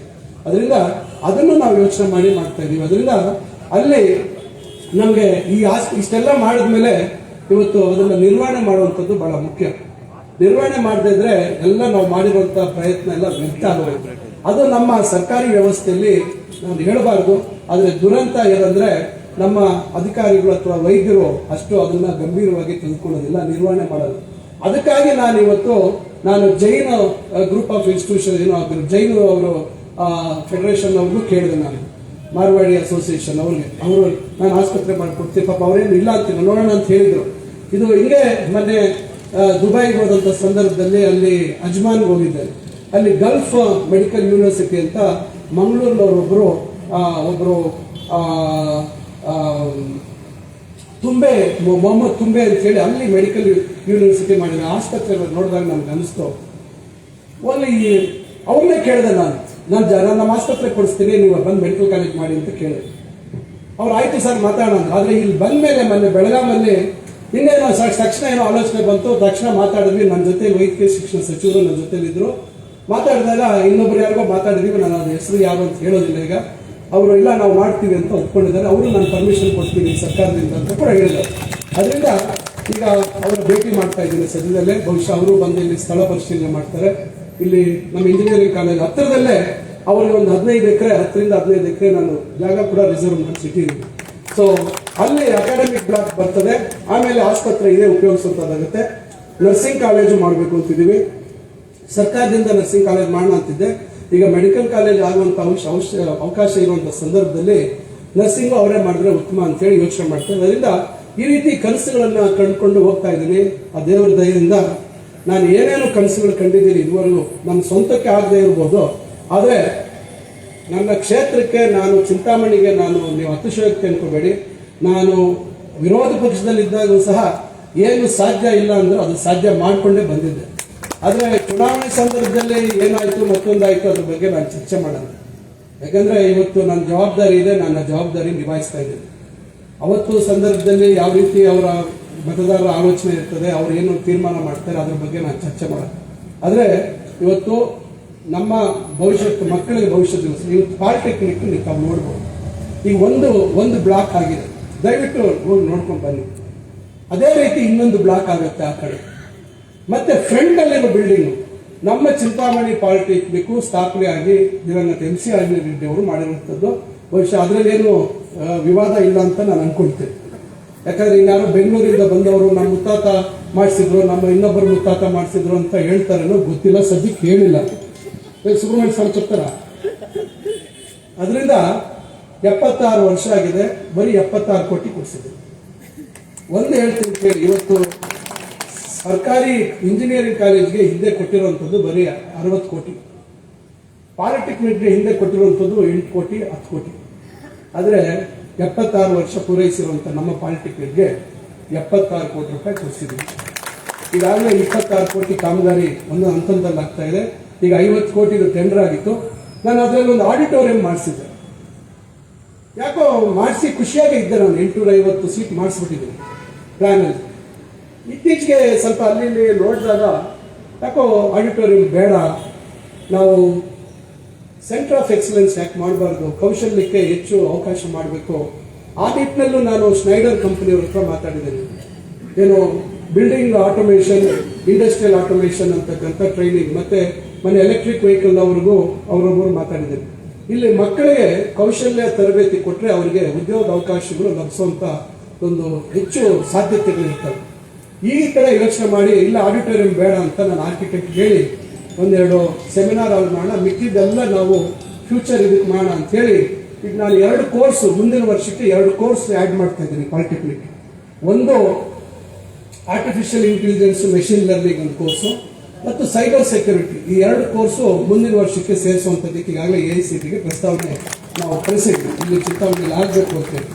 ಇದಲ್ಲೇ ಅಲ್ಲ, ಟಾಟಾ ಸಂಸ್ಥೆಯವ್ರ ಜೊತೆನೂ ಮಾತಾಡ್ತಾ ಇದ್ವಿ. ಏನೆಲ್ಲ ನಾವಿಲ್ಲಿ ತರಲಿಕ್ಕೆ ಆಗುತ್ತೆ, ಏನೆಲ್ಲ ಕೌಶಲ್ಯಕ್ಕೆ ಸಂಬಂಧಪಟ್ಟಂತೆ ಒಂದು ಇದು ರಾಜ್ಯದಲ್ಲೇ ಬಹುಶಃ ನಿಮ್ಮೆಲ್ಲರ ಸಹಕಾರ ಇದ್ರೆ ಇನ್ನೂ 2.5 ವರ್ಷ ನಾನೇ ಇದೇ ಇಲಾಖೆಯಲ್ಲಿ ಮುಂದುವರೆದ್ರೆ ಬಹುಶಃ ರಾಜ್ಯದಲ್ಲೇ ನಂಬರ್ 1 ಪಾಲಿಟೆಕ್ನಿಕ್ ಮಾಡ್ಬೋದು ಅಂತಕ್ಕಂಥದ್ದು ಆ ಕನಸಿದೆ. ನೋಡೋಣ ಏನಾಗುತ್ತೆ ಅನ್ನೋದು ನನಗೆ ಗೊತ್ತಿಲ್ಲ, ಅದು ದೇವರ ಇಚ್ಛೆ ನೋಡೋಣ. ಆದರೆ ಈ ರೀತಿಯಾಗಿ ಮಾಡ್ತಾ ಇದ್ವಿ. ಪಕ್ಕದಲ್ಲಿ ಇರ್ತಕ್ಕಂಥ ವುಮೆನ್ಸ್ ಕಾಲೇಜ್ ನಮ್ಗೆ ಗೊತ್ತಿದೆ. ವುಮೆನ್ಸ್ ಕಾಲೇಜು ಇವತ್ತು ಮುನ್ಸಿಪಲ್ ಕಾಲೇಜ್ ಯಾರು ಮಾಡಿದ್ರು ಚಿಂತಾಮಣಿಯಲ್ಲಿ, ಬಹುಶಃ ಅದ್ರ ಬಗ್ಗೆನೂ ಏನೂ ಬದಲ ಇಲ್ಲ ಅಂತ ಕಾಣುತ್ತೆ. ಎಲ್ರಿಗೂ ಇದೆಯಾ ಬದಲ ಇದೆಯಾ? MC ಆಂಜನೇಯ ರೆಡ್ಡಿ ಅವರು ಮುನ್ಸಿಪಲ್ ಕಾಲೇಜ್ ಮಾಡಿಸಿದ್ರು. ಯಾಕಂದ್ರೆ ಯಾರೋ ಪಾಪ ಇವತ್ತು ಬಂದು ಹೇಳಿಕೆಗಳು ಕೊಡ್ತಾರೆ, ಅದೇನೋ ಅವ್ರಿಗೆ ಎದುರ್ಕೊಂಡ್ಬಿಟ್ಟು ಅಭಿವೃದ್ಧಿ ಮಾಡ್ತಾ ಇದ್ದೀನಿ. ಈ ತರ ನಾನು ಮನಸ್ಥಿತಿ ಇರೋಂಥವ್ರನ್ನ ಬಹುಶಃ ಎಲ್ಲಾದ್ರೂ ನಿಮ್ಯಾನ್ಸ್ ಹತ್ರ ಎಲ್ಲಾದ್ರೂ ಸಿಗ್ಬೋದಲ್ಲ, ಗೊತ್ತಿಲ್ಲ, ಎಲ್ಲರೂ ಸಿಗ್ತಾರೆ ಮಾಡ್ತಾರೆ.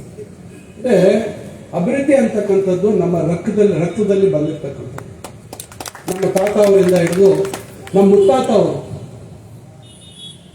ದಿವಂಗತ ಪಟೇಲ್ ಚೌಡರೆಡ್ಡಿ ಅವರು ಮೈಸೂರಿನ ಸಂಸ್ಥಾನದಲ್ಲಿ ಮೆಂಬರ್ ರೆಪ್ರೆಸೆಂಟೇಟಿವ್ ಅಸೆಂಬ್ಲಿ ಆಗಿದ್ರು. ಯಾಕಂದ್ರೆ ಬಹಳಷ್ಟು ಜನ ಈ ತಲೆಮಾರಿನವರಿದ್ದಾರೆ. ಆ ಕಾಲದಲ್ಲಿ ರೈಲ್ವೆ ಟ್ರ್ಯಾಕ್, ರೈಲ್ವೆ ಸ್ಟೇಷನ್ ಬಗ್ಗೆ, ನಮ್ಮ ಕನಂಪಲ್ಲಿ ಕೊಳಾಯಿಕೆರೆ ಬಗ್ಗೆ, ಇದ್ರ ಬಗ್ಗೆ ಎಲ್ಲ ಚರ್ಚೆ ಮಾಡಿ ಏನು ಮಾಡಬೇಕು ಅಂತಕ್ಕಂಥ ಯೋಚನೆ ಅವೆಲ್ಲ ಮಾಡಿರ್ತಕ್ಕಂಥ. ಅದರಿಂದ ಅವತ್ತಿಂದ ಬಂದಿರತಕ್ಕಂಥದ್ದು ಇದು ನಮ್ಮ ಕುಟುಂಬದಲ್ಲಿ. ಅದರಿಂದ ಈ ರೀತಿಯಾಗಿ ನಾವು ಈಗ ಮಹಿಳಾ ಕಾಲೇಜು 2,000ಕ್ಕಿಂತ ಹೆಚ್ಚು ಹೆಣ್ಣು ಮಕ್ಕಳಿದ್ದಾರೆ. ಬೆಳವಣಿಗೆ ಆಗಲಿಲ್ಲ, ಸ್ಥಳದ ಕೊರತೆ ಆಯಿತು. ನಾನೊಂದು ಕಾರ್ಯಕ್ರಮಕ್ಕೆ ಹೋಗಿದ್ದೆ, ಅಲ್ಲಿ ನಾನು ಮಂತ್ರಿಯಾಗಿ ಹೊಸರಲ್ಲಿ. ಅವರೊಬ್ಬರು ಬಂದು ಕಿವಿಯಲ್ಲಿ ಹೇಳಿದ್ರು, ನಾನು ಏನು ಮಾಡೋದು ಇದಕ್ಕೆ ಅಂತ ಯೋಚನೆ ಮಾಡ್ತೀನಿ. ಸರ್ ಹಿಂದ್ಗಡೆ ಬೆಸ್ಕಾಂ ಜಾಗ ಇದೆ ಸರ್, ಅವರು ಸ್ಟೋರ್ ಎಲ್ಲ ಇಟ್ಕೊಂಡಿದ್ದಾರೆ, ಇದನ್ನು ಸ್ವಲ್ಪ ಕೊಡಿಸ್ಬಿಡಿ ಸರ್ ಸ್ವಲ್ಪ ಜಾಗ ಅಂದರು. ನಾನು ಈ ತಕ್ಷಣ ಚಂಪತಿ ಅಲ್ಲೇ ಇದ್ರು ಕರೆದೆ, ಅದು ಎಷ್ಟಿದೆ ನೋಡ್ರಿ ಎಕ್ಸ್ಟೆಂಟ್ ಅಂತ. ಅದು 3 ಎಕರೆ ಇದೆ, 1 ಎಕರೆ ಯಾಕೆ ತಗೋಬಾರ್ದು ಅಂತೇಳಿ ತಕ್ಷಣ ಪ್ರಯತ್ನ ಮಾಡಿ ಸುಮಾರು 40 ಕೋಟಿಗಿಂತ ಹೆಚ್ಚು ಬೆಲೆ ಬಾಳುತ್ತೆ 1 ಎಕರೆಯಲ್ಲಿ. ಗೊತ್ತಿದೆ ತಮಗೆ ಬೆಲೆ ಎಷ್ಟು. ಅದನ್ನ ನಾನು 1.5 ಕೋಟಿಗೆ ಅದನ್ನ ತಗೊಳ್ಳೋಂಥ ಕೆಲಸ ಮಾಡಿ ಈಗಾಗಲೇ ಕಟ್ಟಡ ಕಾಮಗಾರಿ ನಡೀತಾ ಇದೆ. ಸುಮಾರು 23 ಕೋಟಿ ಕಟ್ಟಡ ಕಾಮಗಾರಿ ನಡೀತಾ ಇದೆ. ಈಗಾಗಲೇ 1-2 ಸ್ಲ್ಯಾಬ್ ಆಗಿದೆ. ಇನ್ನೊಂದು 6-7-8 ತಿಂಗಳಿಗೆ ನೀವು ಅದೊಂದು ಚಿತ್ರಣ ಬದಲಾವಣೆ ಆಗುತ್ತೆ. ಬಾಯ್ಸ್ ಕಾಲೇಜು ಒಳಗೆ ಒಂದ್ಸತಿ ನೋಡ್ಕೊಂಡ್ಬನ್ನಿ ದಯವಿಟ್ಟು, ಯಾಕಂದ್ರೆ ಕಾಂಪೌಂಡ್ ನಿಂದ ಒಳಗೆ ಯಾರು ಇನ್ನಕ್ಕೆ ನೋಡೋದಿಲ್ಲ. ಬಾಯ್ಸ್ ಕಾಲೇಜಲ್ಲಿ ಇವತ್ತು 20 ಕೋಟಿ ಚಿಲ್ಲರೆ ಇವತ್ತು ಕಾಮಗಾರಿ ಒಂದು ಮುಕ್ತಾಯ ಹಂತಕ್ಕೆ ಬಂದಿದೆ. ಅಲ್ಲಿ ಒಂದು 13 ಕುಂಟೆ 14 ಕುಂಟೆ ಎಷ್ಟು ಕುಂಟೆ ಇದೆ? ಅದೇ 14 ಗುಂಟೆ ಅದು ಜಾಗ ಸುಮಾರು ವರ್ಷಗಳಿಂದ ಸಮಸ್ಯೆ ಇದೆ. ಅದಕ್ಕೆ ಸುಮಾರು 5.5 ಕೋಟಿ ಬಿಡುಗಡೆ ಮಾಡಿಸಿದ್ದೀನಿ. ಅವ್ರಿಗೆ ಪರಿಹಾರ ಕೊಟ್ಟು ಅದನ್ನು ಹಾಸ್ಪಿಟಲ್ ನಮ್ಮ ಕಾಲೇಜ್ಗೆ ಜಾಗ ತಗೊಂಡು ಇಷ್ಟೆಲ್ಲ ಸಾಧ್ಯ ಆಗಿದ್ದು ನಾನು ಅದೇ ಇಲಾಖೆ ಸಚಿವನಾಗಿದ್ದಕ್ಕೆ ಸಾಧ್ಯ ಆಯಿತು. ಬಹಳ ವರ್ಷಗಳು ಸುಮಾರು 50-60 ವರ್ಷಗಳಿದ್ದಂಥ ಸಮಸ್ಯೆನ ಬಗೆಹರಿಸುವಂತ ಕೆಲಸ ಮಾಡಿದೆ. ಈಗ IB ಅಲ್ಲಿಂದ ಸ್ಥಳಾಂತರ ಮಾಡ್ತೀವಿ. IB ಈಗ ಆ ಜಾಗ ಮುನ್ಸಿಪಾಲಿಟಿ ಕೊಡಬೇಕು ಅಂತಿದ್ದೇವೆ. ಕೋರ್ಟ್ ಕಾಂಪ್ಲೆಕ್ಸ್ ಇಲ್ಲಿ ಚಿನ್ಸಂದ್ರ ಹತ್ರ ಜಾಗ ಕೊಟ್ಟಿದ್ದಾರೆ. ಅದ್ರದ್ದು ಏನೋ ಒಂದು ಆಲೋಚನೆ ಮಾಡ್ತಾ ಇದ್ದೀನಿ. ನಾಳೆ ಕೋರ್ಟ್ ಕಾಂಪ್ಲೆಕ್ಸ್ ಏನಾದರೂ ಈ 1-2 ವರ್ಷದಲ್ಲಿ ಮಂಜೂರು ಮಾಡಿಸಿ ಅದು ಸ್ಥಳಾಂತರ ಆದರೆ ಆ ಜಾಗ ತಾಲೂಕು ಆಫೀಸ್ ಕೊಡಬೇಕು ಅಂತ. ಈಗ ತಾಲೂಕು ಆಫೀಸು ನಮ್ಮ ತಂದೆಯವರು ಮಾಡಿಸಿದ್ರು. ಮೊದಲನೇ ಅಂತಸ್ತು ನಾನು ಮಂಜೂರು ಮಾಡಿಸಿದ್ದು, ಪೂಜೆ ಬೇರೆಯವ್ರು ಮಾಡಿದ್ರು. 2.5 ಕೋಟಿ ನಾನು ಮಂಜೂರು ಮಾಡಿಸಿ ಟೆಂಡರ್ ಆಗಿತ್ತು. ನಾನು ಎಲೆಕ್ಷನ್ ಬಂತು ಅಂತ 2013 ಪೂಜೆ ಮಾಡೋಕ್ಕಾಗಲಿಲ್ಲ. ಈಗ ಅದ್ರ ಮೇಲೆ ಇನ್ನೊಂದು ಅಂತಸ್ತು ಕಟ್ಟಬೇಕು, ಅದಕ್ಕೆ ನವೀಕರಣ ಮಾಡಬೇಕು ಅಂತ ಅದೊಂದು ಪ್ರಯತ್ನ ಮಾಡ್ತಾ ಇದ್ದೀನಿ. ಇವತ್ತು IDSMT ಕಾಂಪ್ಲೆಕ್ಸ್ ಸುಮಾರು 23 ಕೋಟಿಯಲ್ಲಿ ಇರುವಂಥ ಕಾಂಪ್ಲೆಕ್ಸ್ ನವೀಕರಣ, ಬೀದಿ ಬದಿ ವ್ಯಾಪಾರಸ್ಥರಿಗೆ ಮೇಲೆ ಮೊದಲನೇ ಅಂತಸ್ತಲ್ಲಿ ಅವರಿಗೆ ವ್ಯವಸ್ಥೆ ಮಾಡಿ ಒಂದು ಟೆನ್ಸೈಲ್ ಮೆಂಬ್ರೇನ್ ಏನು ಇವತ್ತು ಸ್ಟೇಡಿಯಂ ಅಲ್ಲಿ ತಾವು ನೋಡಿದ್ದೀರಾ, ಟೆನ್ಸೈಲ್ ಮೆಂಬ್ರೇನ್ ಬಹಳ ದೊಡ್ಡದು ಇವತ್ತು ಇಲ್ಲಿ ಒಳಗಡೆ ಹಾಕ್ತೀವಿ. ಈಗ ಅದು ಟೆಂಡರ್ ಪೂರ್ತಿ ಆಗಿದೆ. ಇನ್ನು ಬಹುಶಃ ಇನ್ನೊಂದು 15-20 ದಿವಸದಲ್ಲಿ ಕಾಮಗಾರಿ ಪ್ರಾರಂಭ ಮಾಡ್ತೀವಿ. ರಾಮಕುಂಟೆಯಲ್ಲಿ ಸುಮಾರು 22 ಕೋಟಿಯಲ್ಲಿ ನಾವು ಖಾಸಗಿ ಬಸ್ ನಿಲ್ದಾಣ, ರಿಪೇರ್ ಬೇ 13 ಬಸ್ ನಿಲ್ಲುವಂಥದ್ದಕ್ಕೆ ಖಾಸಗಿ ಬಸ್ ನಿಲ್ದಾಣ ಒಂದು ಸುಸಜ್ಜಿತವಾಗಿ ಒಂದು ಅಂತಾರಾಷ್ಟ್ರೀಯ ಒಂದು ವಿನ್ಯಾಸ ಮಟ್ಟದಲ್ಲಿ ಕಾಣ್ತಕ್ಕಂಥ ವಿನ್ಯಾಸ, 2 ವೀಲರ್ಸ್ ಏನು ದ್ವಿಚಕ್ರ ವಾಹನ ರಿಪೇರ್ ಬೇ, ತ್ರಿಚಕ್ರ ವಾಹನ ಅಥವಾ ಟಾಟಾ ಏಸ್ ರಿಪೇರ್ ಬೇ ಮತ್ತು ಒಂದು 2-3 ಬಸ್ ರಿಪೇರ್ ಬೇ ಅಂತ ಜಾಗ ಮಾಡಿದ್ದೀವಿ. ಸ್ವಲ್ಪ ಭಾಗ ಏನು APMC ಕಡೆಗೆ ಅಲ್ಲಿ ಪಾರ್ಕ್ ಮಾಡಿದ್ದೀವಿ ಮತ್ತು ಇಂಡೋರ್ ಸ್ಪೋರ್ಟ್ಸ್ ಕಾಂಪ್ಲೆಕ್ಸ್ ಮಾಡ್ತಾ ಇದ್ದೀವಿ. ಇಂಡೋರ್ ಸ್ಪೋರ್ಟ್ಸ್ ಕಾಂಪ್ಲೆಕ್ಸು ಅದು ಕೂಡ ಟೆಂಡರ್ ಫೈನಲ್ ಆಗಿದೆ. ಸದ್ಯದಲ್ಲೇ ಈಗಾಗಲೇ ಇದಕ್ಕೆಲ್ಲ ಪೂಜೆ ಆಗಿಬಿಟ್ಟಿದೆ. ನಮ್ಮ ಬೈರತಿ ಸುರೇಶ್ ಅವರು ಬಂದಾಗ ಪೂಜೆ ಮಾಡಿಸ್ಬಿಟ್ಟಿದ್ದೀವಿ. ಈಗ ಅದಕ್ಕೆ ಸುಮಾರು ಈಗ ಅದನ್ನ ಅಲ್ಲಿ 4 ಶಟಲ್ ಬ್ಯಾಡ್ಮಿಂಟನ್ ಕೋರ್ಟ್ ಇರ್ತದೆ. ಅಲ್ಲಿ ಇವತ್ತು ನಾವು ಅದು ಕೂಡ ಸದ್ಯದಲ್ಲಿ ಅದು ನಿಮ್ಮ ಭವಿಷ್ಯ ಅಲ್ಲಿ ಅದು ನೀವು ಈ ರೀತಿ ಆಗ್ಬೋದಾ ಇಲ್ಲಿ ಅಂತಕ್ಕಂಥದ್ದು ಬದಲಾವಣೆ ಆಗಿದೆ. ಅಲ್ಲಿರ್ತಕ್ಕಂಥ ಎಲ್ಲರದ ಭೂಮಿ ಬೆಲೆ ಕೂಡ ಏರೋಗುತ್ತೆ. ಯಾವುದು ನಂದು ಯಾವುದು ಅಲ್ಲಿ ಜಾಗ ಇಲ್ಲ, ಯಾವುದು ಜಮೀನು ಇಲ್ಲ, ಏನಿಲ್ಲ. ಇದು ಅಲ್ಲಿರ್ತಕ್ಕಂಥವ್ರಿಗೆ ಅನುಕೂಲ. ಇವತ್ತು ಡಬಲ್ ರೋಡು ಮತ್ತೊಂದು ಮಾಡಿರುವಂಥದ್ದು ನಂದೇನು ಅನುಕೂಲ ಅಲ್ಲ. ಇವತ್ತು ಬೆಲೆ ಜಾಸ್ತಿ ಆಗಿದೆ, ಅದೇ ರೀತಿ ವ್ಯಾಲ್ಯೂ ಜಾಸ್ತಿ ಆಗಿದೆ. ನಾನು ಹೇಳುವಂಥದ್ದು ಇವೆಲ್ಲ ಮಾಡ್ತಾ ಇದ್ದೀವಿ. ಈಗ ಸ್ಟೇಡಿಯಂ ಪಕ್ಕದಲ್ಲಿ ತಮಗೆ ಗೊತ್ತಿದೆ DCC ಬ್ಯಾಂಕ್ ಜಾಗ ಇದೆ. DCC ಬ್ಯಾಂಕ್ ಅಲ್ಲ, ಅದು Chintamani town credit cooperative society. ಮುಂಚೆ ಬ್ಯಾಂಕ್ ಇತ್ತು, ಸೊಸೈಟಿ ಇತ್ತು. ಅದನ್ನ ಯಾರೋ ಹಿಂಗೆ ತಗೊಂಡು ಅದನ್ನ ಮುಕ್ತಾಯ ಮಾಡಿದ್ರು. ಇದು 25 ವರ್ಷದಿಂದ ಅದೇ ರೀತಿ ಇತ್ತು. DCC ಬ್ಯಾಂಕ್ ಅವರು ಅಲ್ಲೇ ಕಚೇರಿ ನಡೆಸ್ಕೊಂಡು ಹೋಗ್ತಾ ಇದ್ರು. ನಾನು 2007-8ರಲ್ಲಿ ಯಡಿಯೂರಪ್ಪನವರು ಮುಖ್ಯಮಂತ್ರಿ ಇದ್ದಾಗ ಪತ್ರ ಕೊಟ್ಟರು, ಈ ಜಾಗ ಯೂತ್ ಸರ್ವಿಸಸ್ಗೆ ಕೊಡಿ ಅಂತ. ಯಾರಿಗೆ? ಯುವಜನ ಸೇವಾ ಇಲಾಖೆ ಕೊಡಿ, ಸ್ಟೇಡಿಯಂ ಪಕ್ಕದಲ್ಲೇ ಇದೆ. ಅಲ್ಲೊಂದು international standard indoor sports complex ಮಾಡಬೇಕು, ಒಂದು ಒಳ್ಳೆ ಜಿಮ್ನಾಷಿಯಂ ಮಾಡಬೇಕು, ಒಂದು ಒಳ್ಳೆ ಜಿಮ್ ಬೇರೆ ಜಿಮ್ನಾಷಿಯಂ ಬೇರೆ. ಓಕೆ, ಆಮೇಲೆ ಸಾಧ್ಯ ಆದರೆ ಟೆಂಪರೇಚರ್ ಕಂಟ್ರೋಲ್ಡ್ ಸ್ವಿಮ್ಮಿಂಗ್ ಪೂಲ್ ಮಾಡೋಣ. ಆಮೇಲೆ 4-5 court, shuttle badminton, multipurpose court. ಈಗ ಇಲ್ಲೂ ಅಷ್ಟೇ, ನಾವೇನು ರಾಮಕುಂಟೆಯಲ್ಲಿ ಮಾಡ್ತಾ ಇರೋದು ಮಲ್ಟಿಪರ್ಪಸ್ ಕೋರ್ಟ್. ನಾಳೆ ಅಲ್ಲಿ ವಾಲಿಬಾಲು ಆಡ್ಬೋದು, ಒಳಗಡೆ ಅಲ್ಲಿ ಬ್ಯಾಸ್ಕೆಟ್ಬಾಲು ಆಡ್ಬೋದು, ಅದು ಮಾಡ್ಬೋದು. ಈಗ ಈ ಥರ ನಾವು ಪ್ಲಾನ್ ಮಾಡಿ ಇಲ್ಲಿ ಮಾಡೋಣ ಅಂತೇಳಿ ಪತ್ರ ಕೊಟ್ಟೆ. ಭಾಳ ಜನ ಭಾಳ ರೀತಿಯಲ್ಲಿ ನಮ್ಮ ಮೇಲೆ ಅಪಪ್ರಚಾರ ಮಾಡಿದ್ರು. ಆ ಜಾಗ ನಾನು ಲಪ್ಟಾಯಿಸಕ್ಕೆ ಹೋಗ್ತಾ ಇದ್ದೀನಿ, ಮತ್ತೊಂದು ಇವೆಲ್ಲ ಭಾಳ ನನ್ನ ಮೇಲೆ ಅಪಪ್ರಚಾರ ಮಾಡಿದ್ರಾಗ ಆಯಿತು, ಮತ್ತೆ ರೆಸ್ಟ್ ಕೊಟ್ಟರು 10 ವರ್ಷ. 10 ವರ್ಷ ಬಂದವರು ಏನು ಮಾಡಲಿಲ್ಲ, ಅವರು ಅದ್ರ ಬಗ್ಗೆ ಯೋಚನೆ ಇಲ್ಲ, ಗಮನವೂ ಇರಲಿಲ್ಲ. ಆದರೆ ನಾನು ಇತ್ತೀಚೆಗೆ ಗೆದ್ದ ತಕ್ಷಣ ಅದು ಪ್ರಯತ್ನ ಪ್ರಾರಂಭ ಮಾಡಿದೆ. ಈಗ 2,80,00,000 ನಮ್ಮ ಸ್ಟೇಡಿಯಂ ಅಕೌಂಟಿಂದ ಕೊಡಿಸಿ ಆ ಜಾಗ ಇವತ್ತು ಸ್ಟೇಡಿಯಂಗೆ ನಮ್ಮ ಯುವಜನ ಸೇವಾ ಇಲಾಖೆಗೆ ರಿಜಿಸ್ಟರ್ ಆಗಿದೆ. ಇವತ್ತು ನಾನು ತಗೊಂಡ, ನನ್ನ ಹೆಸರಿಗೆ ತಗೊಂಡ ಅಥವಾ ಸರ್ಕಾರಿ ಇಲಾಖೆಗೆ ಕೊಡಿಸಿದ್ದೀನಿ. ಅದಕ್ಕೊಂದು ಅರ್ಜಿ ಬಹಳ ಬೆಳೆ ಬಾಳುವಂಥದ್ದು, ನೀವು ಬ್ಯಾಂಕ್ನ ಪುನಶ್ಚೇತನ ಮಾಡಬೇಕು ಅಂತ ಅರ್ಜಿ ಕೊಡ್ತಾರೆ. ಇಷ್ಟು ದಿವಸ 10 ವರ್ಷ ನಿಮ್ಮ ಕೈಲಿತ್ತಲ್ಲ, ನೀವು ಏನು ಬರೆದ್ರು ಕಣ್ಣು ಮುಚ್ಕೊಂಡು ಸೈನ್ ಹಾಕ್ಸ್ಕೊಳ್ತಾ ಇದ್ರಲ್ಲ, ಅದು ಏನು ಬರ್ದಿದ್ದಾರೆ ಅಂತ ಪಾಪ ಓದೋದು ಎಷ್ಟು ಮಾತ್ರ ಗೊತ್ತಾ ನನಗೆ ಗೊತ್ತಿಲ್ಲ, ಆದರೆ ಸೈನ್ ಅಂತೂ ಹಾಕ್ತಾ ಇದ್ರು. ಯಾಕೆ ಮಾಡಲಿಲ್ಲ ನೀವು? ಇವತ್ತು ನಾನು ನನ್ನ ಸ್ವಂತಕ್ಕೆ ತಗೊಳ್ತಾ ಇದ್ದೀನ. ಇವತ್ತು ನಾನು ಕೊಡಿಸಿರೋವಂಥದ್ದು ಇವತ್ತು ಯುವಜನ ಸೇವಾ ಇಲಾಖೆಗೆ, ನಾಳೆ ಈ ತಾಲೂಕಿನಲ್ಲಿ ಇರ್ತಕ್ಕಂಥ ಯುವಕರಿಗೆ ಒಂದು ಒಳ್ಳೆ ಕ್ರೀಡಾ ಸೌಲಭ್ಯ ಕೊಡಿಸ್ಕೊಳ್ಬೇಕು ಅಂತ ಮಾಡ್ತಾರೆ. ನಮ್ಮ ಮನೆಯಿಂದ ಕೆಳಗೆ ಹೋದಂಥ ಸಂದರ್ಭದಲ್ಲಿ ತಮಗೆ ಗೊತ್ತಿದೆ, ನಮ್ಮ ಮಾಳಪ್ಪಲ್ಲಿಯಿಂದ ಮುಂದೆಗೆ ರಸ್ತೆ ಇರಲಿಲ್ಲ. ಹಿಂದೆ ನಾನು ಸೊಣಶೆಟ್ಟಹಳ್ಳಿ ಗ್ರಾಮದವರು ನಮ್ಮ ಮಾಳಪ್ಪಲ್ಲಿ ಗ್ರಾಮದವ್ರ ಹತ್ರ ಮಾತಾಡಿ 15 ಅಡಿ ನೀವು ಬಿಡಿ, 15 ಅಡಿ ಇವ್ರು ಬಿಡ್ತಾರೆ ಅಂತ ಹೇಳಿ ಬಿಡಿಸಿ ಕೋಲಾರ ರಸ್ತೆಗೆ ಸಂಪರ್ಕ ಮಾಡಿಸಿದ್ವಿ. ಆ ರಸ್ತೆನೂ ನಾನೇ ಮಂಜೂರು ಮಾಡಿಸ್ಕೊಂಡು ರಸ್ತೆ ಕೂಡ ಮಂಜೂರು ಮಾಡಿಸಿ ಆ ರಸ್ತೆ ಟಾರೆಲ್ಲ ಹಾಕ್ಸಿದ್ವಿ. ಹಾಕಿದ್ದಕ್ಕೆ ಇವತ್ತಲ್ಲಿ ಬೆಲೆ ಬಂತು. ನಮ್ಮ ಜಮೀನು ಇದೆ, ಇಲ್ಲ ಅಂತ ಹೇಳಲ್ಲ, ನಮ್ಮ ಜಮೀನಿಗೂ ಬೆಲೆ ಬಂತು, ಎಲ್ಲರಿಗೂ ಬೆಲೆ ಬಂತು. ಈಗ ಅಲ್ಲಿ 1 ಎಕರೆ ಜಾಗ PWDಗೆ ನಾನೇ ಕೊಡಿಸಿದ್ದೆ. ಇಲ್ಲಿ 1 ಎಕರೆ PWD ಜಾಗ ಆಸ್ಪತ್ರೆಗೆ ಕೊಡಿಸಿದೆ. ನಾನು MLA ಇದ್ದಾಗಲೇ ಕೊಡಿಸಿದ್ದು ಜಾಗ, ಬೇರೆಯವ್ರು ಯಾರು ಬಂದು ಕೊಡಿಸ್ಲಿಲ್ಲ. ಈಗ ಅಲ್ಲಿ ಕಚೇರಿ ಆಗಿದೆ. ಅದು ಎದುರುಗಡೆ ಅವಾಗಲೇ ನಾನು ಪ್ಲಾನ್ ಮಾಡಿದ್ದೆ, ಇಲ್ಲೊಂದು ಗ್ರೌಂಡ್ ಯಾಕೆ ಮಾಡಬಾರ್ದು ಅಂತೇಳಿ ಪ್ಲಾನ್ ಮಾಡಿದ್ದೆ. ಅಲ್ಲಿ ಕಂದಾಯ ಇಲಾಖೆ ಹೆಸರಲ್ಲಿ 5 ಎಕರೆ ಇತ್ತು, ತೋಟಗಾರಿಕಾ ಇಲಾಖೆ ಹೆಸರು 4 ಎಕರೆ ಇತ್ತು. ಆದರೆ ಅವ್ರು ಯಾರು ಉಪಯೋಗಿಸ್ತಾ ಇರಲಿಲ್ಲ. ಇನ್ನು ಮಿಕ್ಕಿದ 5 ಎಕರೆ ಫಾರೆಸ್ಟ್ ಡಿಪಾರ್ಟ್ಮೆಂಟ್ ಕೊಟ್ಟಿದ್ದಾರೆ, ನಿಮ್ಗೆ ಗೊತ್ತಿದೆ. ನಾನು ಅಲ್ಲಿಂದ ರಸ್ತೆ ಈ ಕಡೆ ಸಂಪರ್ಕ ಮಾಡೋಣ ಅಂತ ಯೋಚನೆ ಮಾಡಿದೆ. ಯಾಕೋ ಫಾರೆಸ್ಟ್ ಇಲಾಖೆಗೂ ಸ್ವಲ್ಪ ಗೊಂದಲ ಇತ್ತು, ಅದಕ್ಕೆ ಕೈ ಹಾಕಕ್ಕೆ ಹೋಗ್ಲಿಲ್ಲ. ಅಲ್ಲಿ 9 ಎಕರೆ ನಾವು ಇವತ್ತು ಇದಕ್ಕೆ ಕೊಡಿಸಿದ್ದೀವಿ, ಏನಕ್ಕೆ? ಯುವಜನ ಸೇವಾ ಇಲಾಖೆಗೆ ಕೊಡಿಸಿ ಈಗ 7 ಕೋಟಿ ರೂಪಾಯಿ ಮಂಜೂರು ಮಾಡಿಸಿದ್ದೀನಿ. ಕ್ರಿಕೆಟ್ ಸ್ಟೇಡಿಯಂ, ಕ್ರಿಕೆಟ್ ಗ್ರೌಂಡ್ ಮಾಡಿಸ್ತಾ ಇದ್ದೀನಿ. 9 ಎಕರೆಯಲ್ಲಿ ಇವತ್ತು ಸುಸಜ್ಜಿತವಾದಂತ ಕ್ರಿಕೆಟ್ ಗ್ರೌಂಡ್ ಈಗ ಸದ್ಯದಲ್ಲೇ ಭವಿಷ್ಯ ಕೆಲವೇ ದಿನಗಳಲ್ಲಿ ಈಗಾಗಲೇ ಎಲ್ಲೆಲ್ಲಿ ಚಿಂತಾಮಣಿಯಲ್ಲಿ ಬಿಲ್ಡಿಂಗ್ ಹೊಡಿತಾರೆ ಅದೆಲ್ಲ ಅಲ್ಲಿ ಎತ್ಕೊಂಡು ಆಗ್ತಾ ಇದೆ, ಅದು ತುಂಬಿಸ್ತಾ ಇದೀವಿ. ಅದು ಹಳೆ ಕೆರೆ, ಅದೇ ಬೀಚ್ ಟ್ಯಾಂಕ್, ಅದು ಸನ್ಸೆಟ್ಟಹಳ್ಳಿ ಕೆರೆ, ಅದು ಬೀಚ್ ಟ್ಯಾಂಕ್. ಬಹಳ ಹಿಂದೆ ನಮ್ಮ ತಂದೆಯವರೇ ಆ ಜಾಗ ಎಲ್ಲ ಕೊಡಿಸಿದ್ರು. ತೋಟಗಾರಿಕೆ ಇಲಾಖೆ ಕೊಡಿಸಿದ್ದು ನಮ್ಮ ತಂದೆಯವರೇ, ಫಾರೆಸ್ಟ್ ಕೊಡಿಸಿದ್ದು ನಮ್ಮ ತಂದೆಯವರೇ, ಇವ್ರಿಗೆ ಕೊಡಿಸಿದ್ದು ನಮ್ಮ ತಂದೆಯವರು. ಯಾಕಂದ್ರೆ ಮಾತಾಡಿದ್ರೆ ಹೇಳ್ತಾರೆ ಅಕ್ರಮ ಮಾಡಿಬಿಟ್ಟಿದ್ದಾರೆ, 500 ಕೋಟಿ ಆಸ್ತಿ, ಇದೆಲ್ಲ ಯಾಕೆ ಸರ್ಕಾರಕ್ಕೆ ಕೊಡಿಸ್ಬೇಕಾಗುತ್ತೆ? ಇದೆಲ್ಲ ನಾವೇ ಬರ್ಕೊಂಡು ಎಷ್ಟು ಅವಿವೇಕಗಳು ಅನ್ನತಕ್ಕಂಥದ್ದು ನಾನು ಹೇಳಲಿಕ್ಕೆ ಸಾಧ್ಯ ಇಲ್ಲ. ಇದು ಇವತ್ತು 9 ಎಕರೆ ಇವತ್ತಲ್ಲಿ ಕ್ರಿಕೆಟ್ ಗ್ರೌಂಡ್ ಮಾಡ್ತಾ ಇದ್ದೀವಿ.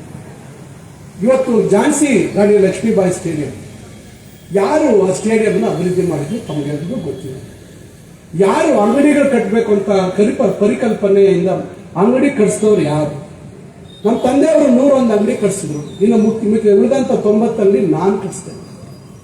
ಅದನ್ನ ಬಾಡಿಗೆ ಕೊಡಿಸಿದ್ದೆ, ಸ್ವಲ್ಪ ಕೊಡ್ಸಕ್ ಆಗಿರ್ಲಿಲ್ಲ, ಅದನ್ನು ಕೊಡ್ಸಕ್ ಆಗ್ಲಿಲ್ಲ.